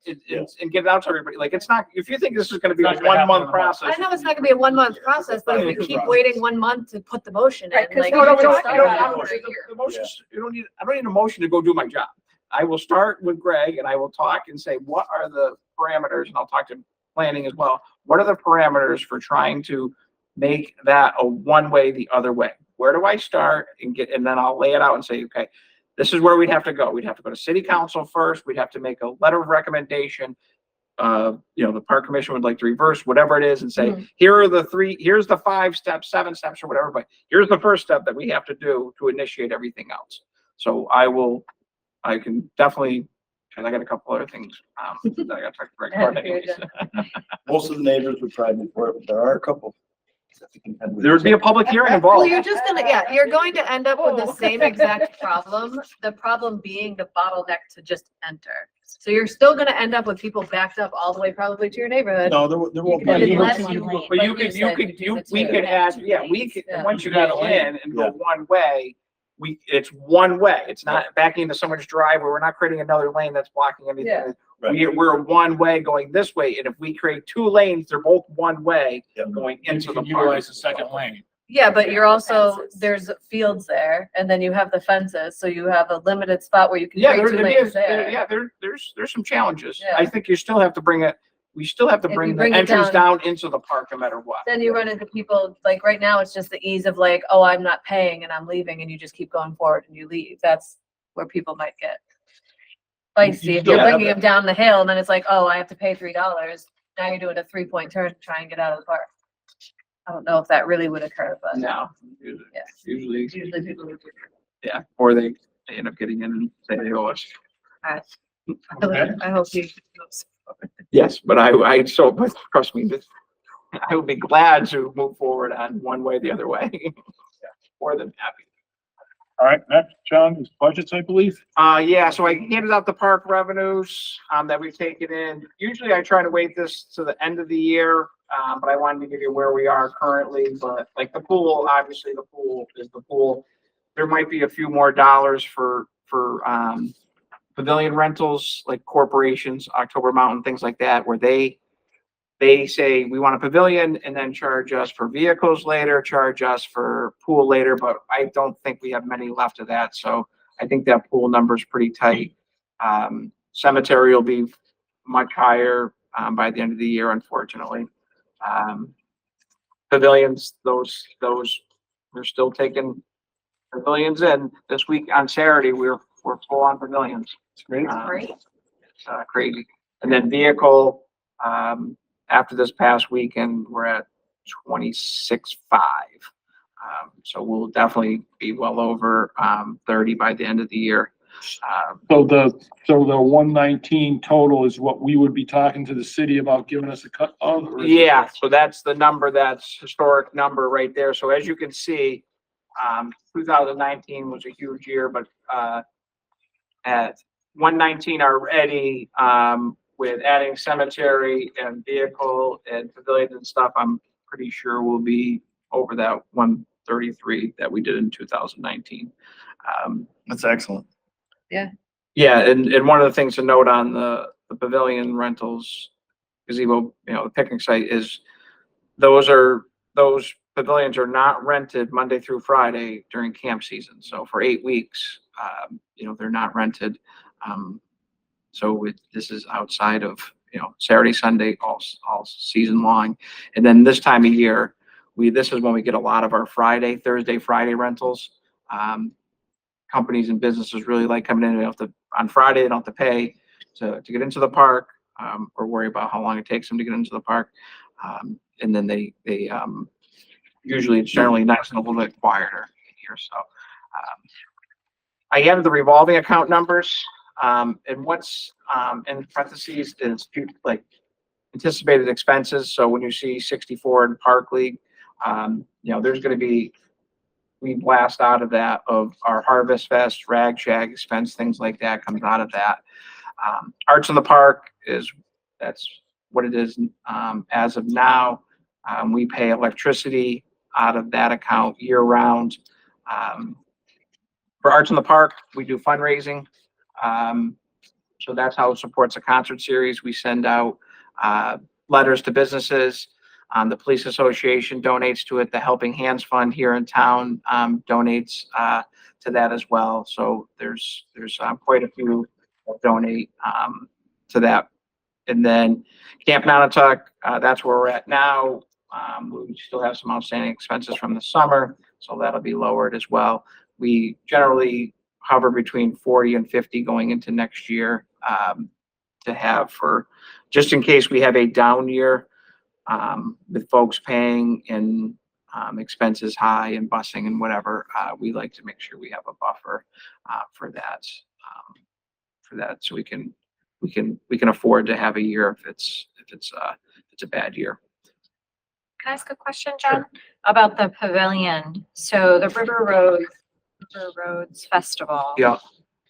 Is that in here already? That I put in Arts in the Park. Okay. We used to put it in there, but all our expenses come out of our Arts in the Park, all of our expenses out of that. So, okay.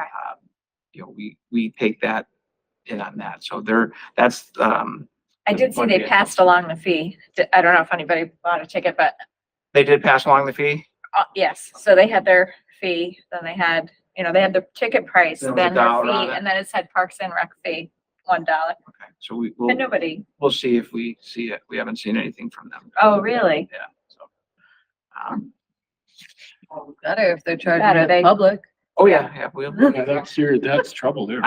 Yeah. we'll have, we just had it, so I'm not too concerned as of this point. Yeah, But you just haven't But seen last year they paid security, I think, in March for the previous year of the outstanding bill. So, we do have to do a little bit of chasing on occasion to try to get our money from them. And then donation is, we have a donation. If we have a donation account set up for like pickleball, for instance, that is pickleball only. So I don't have that here. I think it's 29 and change or whatever it may be. But they set up their own donation account. This donation account is our donation account from memorial benches. And then we pay for the memorial benches, then we pay for the concrete and the expenses that come out of the $3,500 fee that they pay. And then we have a little bit left over, whether we use it for flowers, other things that, just general things, but we're trying to have a little bit in there for those types of things, or if there's vandalism or something that, happens or whatever. So that's the general run through of revolving accounts. So some years we're a little higher on numbers, like the park account that takes in our field rentals, like wiffle ball,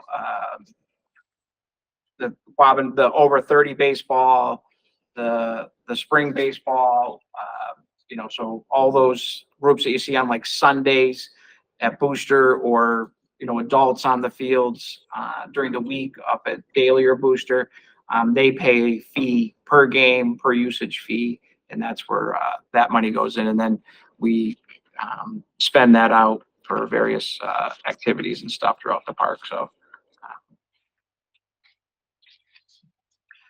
any questions on revenues? Park facility maintenance building update ad hoc committee. So the mayor and Connie put together, city council person Connie put together an ad hoc to, Desiree's on it, I'm on it, Lindsay's on it from the mayor's office, Greg from DPW, Connie, right? There's the five of us.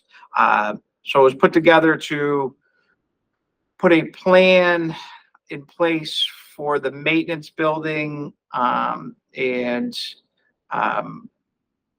to almost make it a public plan to make sure, get things out to, there's been some press regarding the maintenance building. So it's to okay, this is where we're going. This is, this is, what we're trying to do, and this is the timeline. I've met with Lindsay a few times since our last meeting last week. I put an appropriation together for the city council, which won't be on this next city council meeting. The auditor held off on it. So we'll be doing it next time.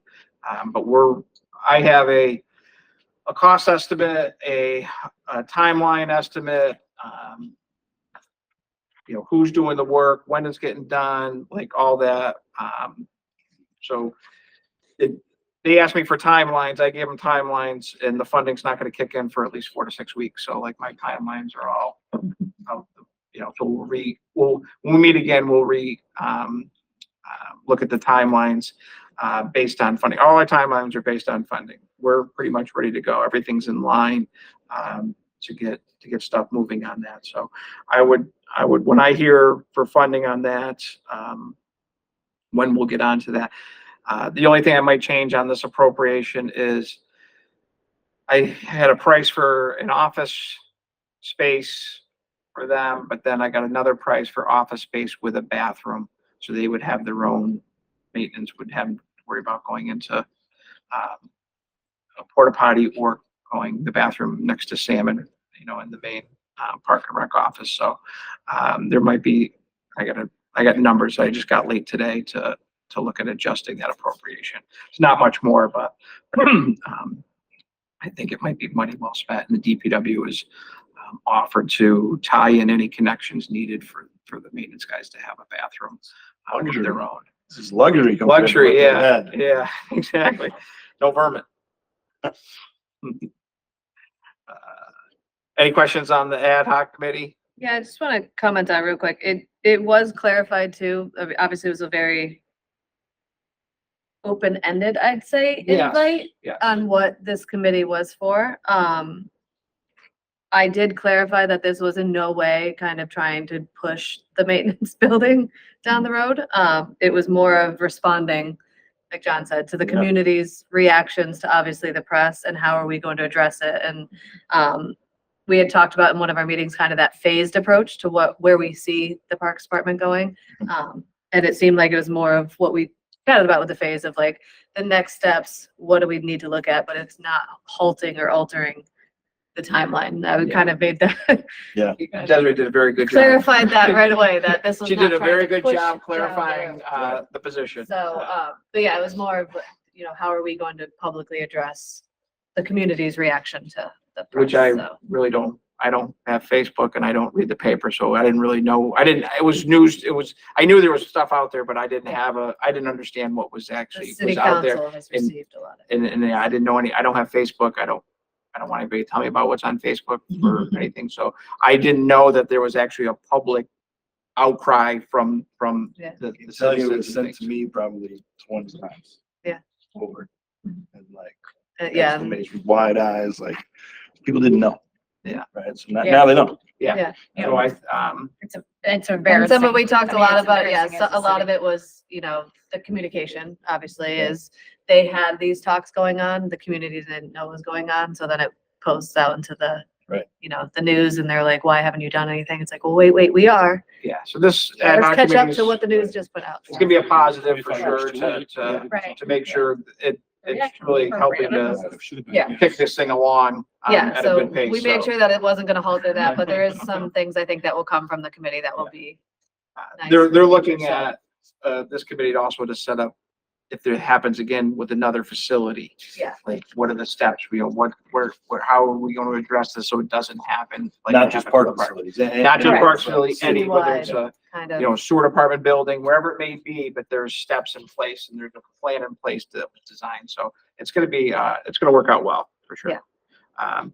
New City Steering Committee, we have our first meeting next Wednesday, to look at what was talked about in the past. It coincides with, I have a Kleinfelder meeting, earlier that day on Wednesday, to, address what our timing is and how long the project's gonna take, things like that, which will help answer questions for the new city steering committee. So once again, that's for the playground, spaces, over by Parson Street School, out back and in front. So we have an event October 26th, Saturday, 10 to 12. That's in the calendar. Please tell me the 26th is correct. I think so. I think it's a Saturday, the 26th. But it's that Saturday, last Saturday in October. Yeah. We're down at that Parson Street School and we'll have a press release, big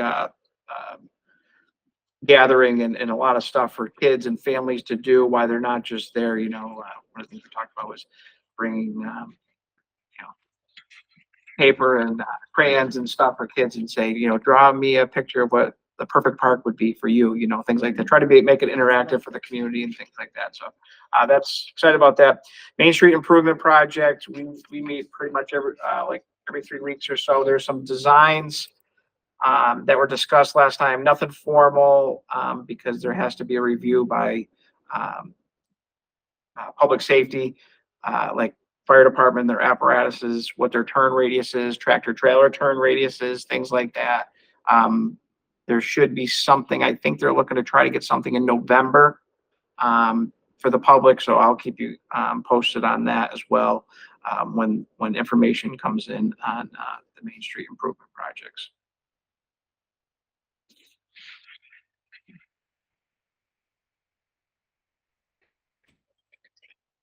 That's all I have for tonight. John, that's not like a redesign of the Rotary. Yes, it is. Oh, yeah, you should see it. Well, but the actual park inside of it. No, so one of the things that they're looking to do is try, when you start messing with the park property, you're in a whole different ballgame. You have to go to legislation, it's a big process. So the goal is not to touch the footprint of the park. Okay. And whether you can add on to space of it, some green space, crosswalks, some safety things, within it, but taking any space away from that to create more of a traffic pattern it's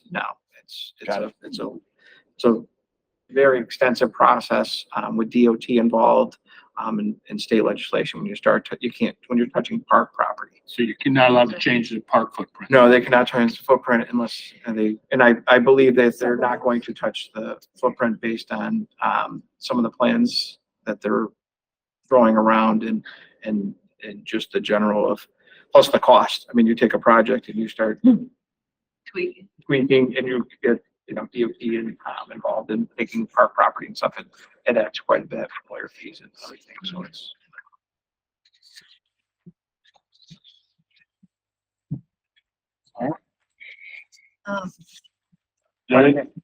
One thing on old and continuing business, so the pickleball CPA application was done back in July. Carolyn is a signer on this.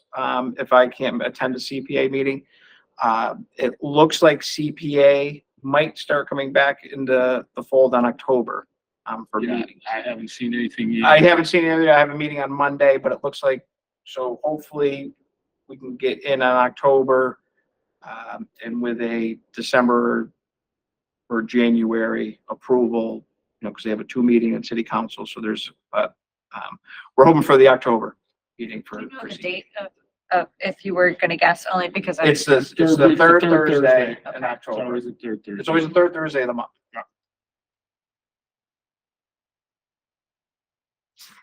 17th. Yes. So questionable. I'm just gonna write it on my Just calendar. put it, just yeah, it put in a there for now. placeholder on it just in case. And it's at 6 o'clock or? They're usually 6 o'clock. Yeah. 6:30. 6:30. 6:30. 6:30. Downstairs. It's in the regular. Okay, thank you. Yeah, this feels a little official. I hope this is the last one up here for a while. Else? Are you on the old and continuing? Yes, we are. What do you got, sister? Okay. Again, not to kind of beat this into the ground. With pickleball coming in there, obviously, and again, I know you guys have been doing the paths or drive through the park to see kind of the traffic, which is awesome, so that you can understand the frustration that the community is feeling. I know the thought process is doing that parking in between on the island. Is there any way, with the headache that we just had of people parking just wherever they feel like parking? I know we're not gonna be able to put the gravel and all the stuff that down the line we're thinking, but is there any way just to remove the curbs that are there so that people can kind of start what like they did on the grass by the pickleballs of like you kind of make your own parking lot? Is there a way to move the curb so that we can park in between there to I can alleviate? certainly people going ask, all over? I can certainly ask I know you guys have a maintenance lot, but and I can, and say. if they're mad, they can just kind of leave. Well, no, I just like, I don't think that, I don't want to speak. Yeah. For my maintenance, but I'm not sure if there would be a concern with them or not. Like, Yeah, I know, like, As long when we as were there's- down there the other day, somebody kind of just jumped the curb anyways and just parked on the side because they had a truck. But I was just thinking that if we just remove the curb so that you can gain access to the grass, that will be a parking lot anyways. So that people, I mean, you could fit another maybe 50 cars. yeah, I figured 40. is Lined, what I yeah, figured. 40, like Yeah, lined 40, nice. right. I mean, again, we're hoping that people will park efficiently. Yeah. Which is why we had to line the fields or line them. So, but it could be at least opening up an area so that people are Yeah, just I'm driving okay with wherever it they because want. I It's kinda feel your guiding pain. that I feel my park here. security's pain. I feel everybody's pain when it comes down to parking down there. Yeah. That's why I stay with that area on Saturdays. So that was my only thought, like, because when I went by, actually, when I left the meeting here, that meeting, I went and I was like, well, I guess I'll park at baseball to walk all the way through to get to soccer because there was no parking anywhere, not even along the entire side. It was like the perfect storm of, I think everything was down there, including 3 buses for some reason, but really need to tell them to come out. But yeah, that was the only thing that, like I said, Why the even if buses don't park way out back? the other day we went down, it was a cross country and there was 3 buses. Like one was just parked kind of diagonal, which there was no high school soccer, so it was fine. It wasn't as many people, but like they took up 6 spots. Another one's just like parked on the side and we're like, come. Yeah, that's a Can you cross go park country, at that's a baseball? cross country Like- meet that we weren't informed of.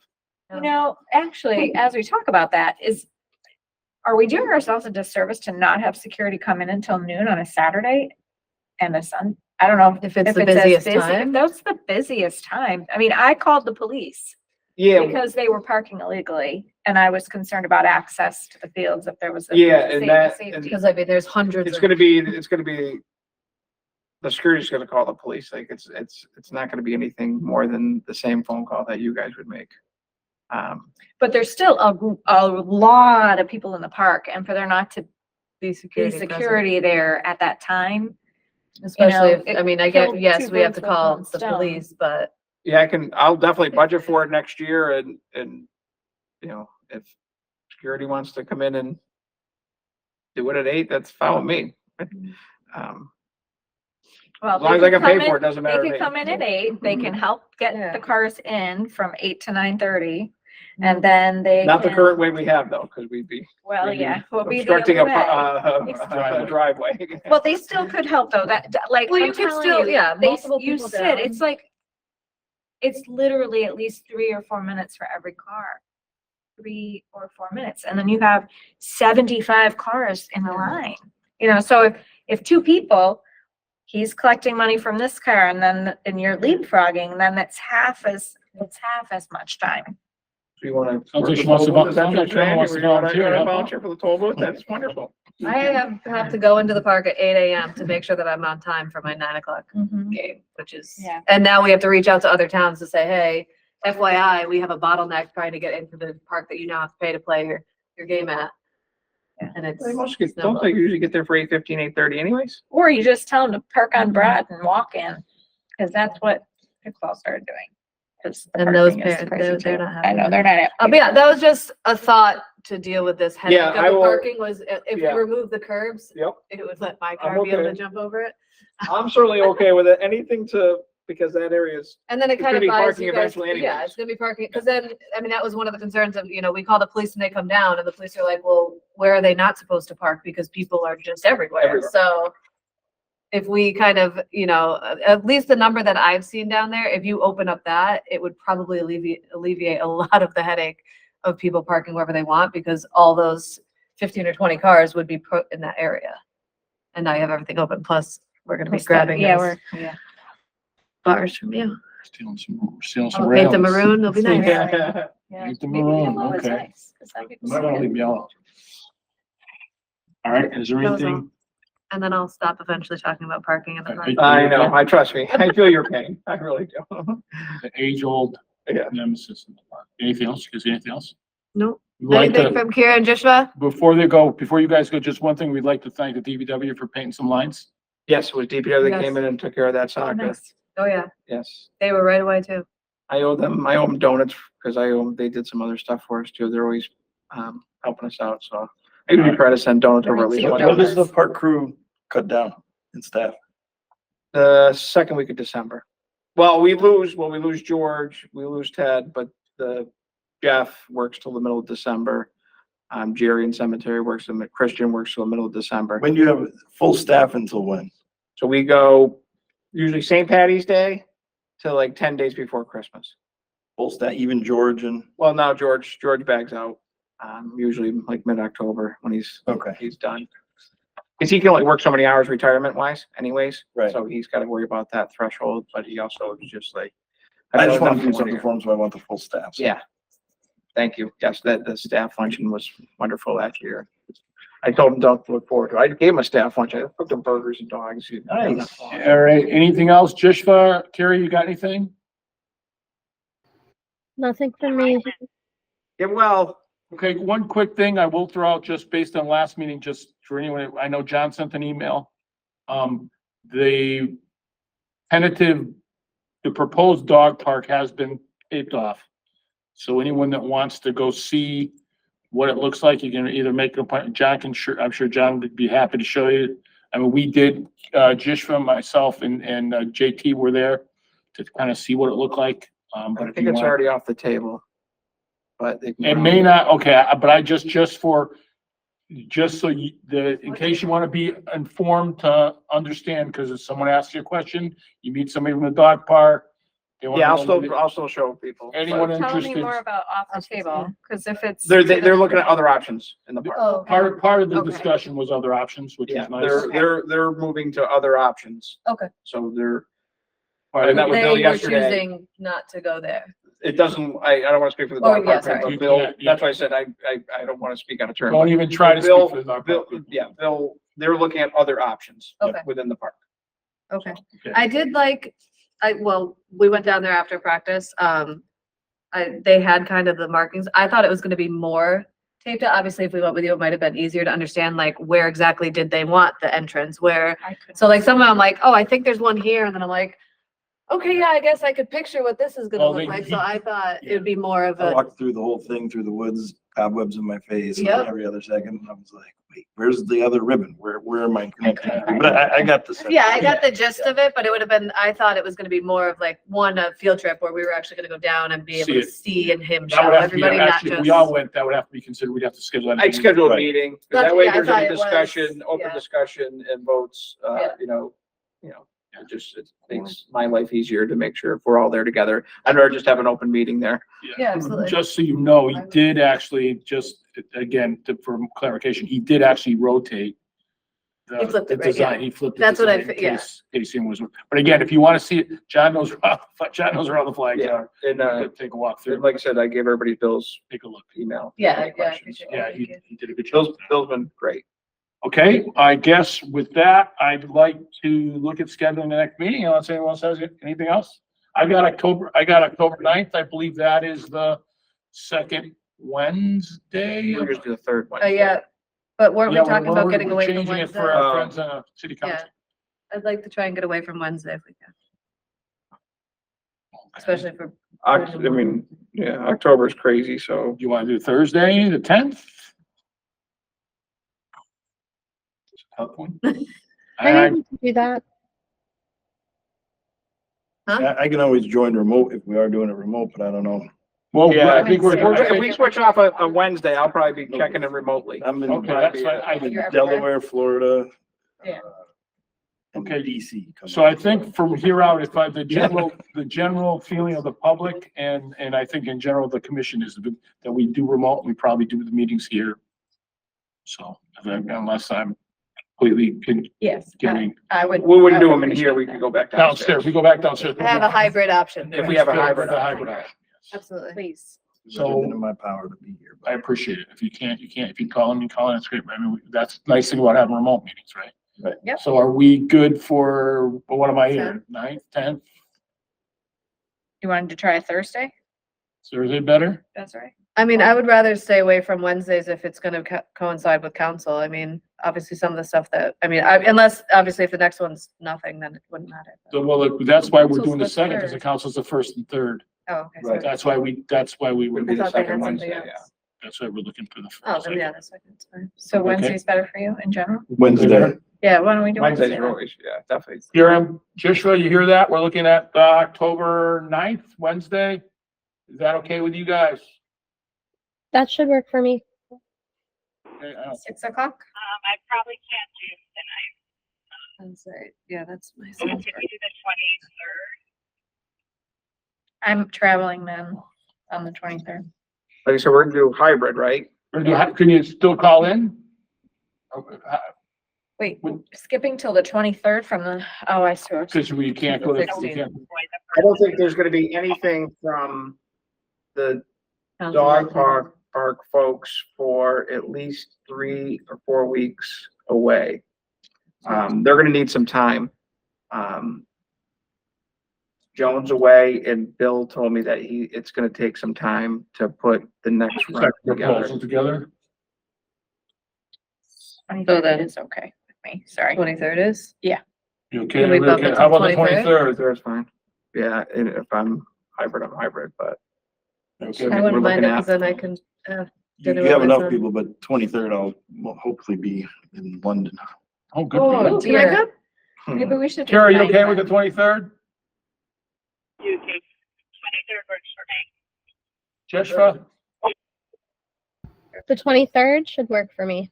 All right, so why don't we Sounds set great. the 23rd? I'll let you know I'll be how. That point, jealous. I'll be somewhere.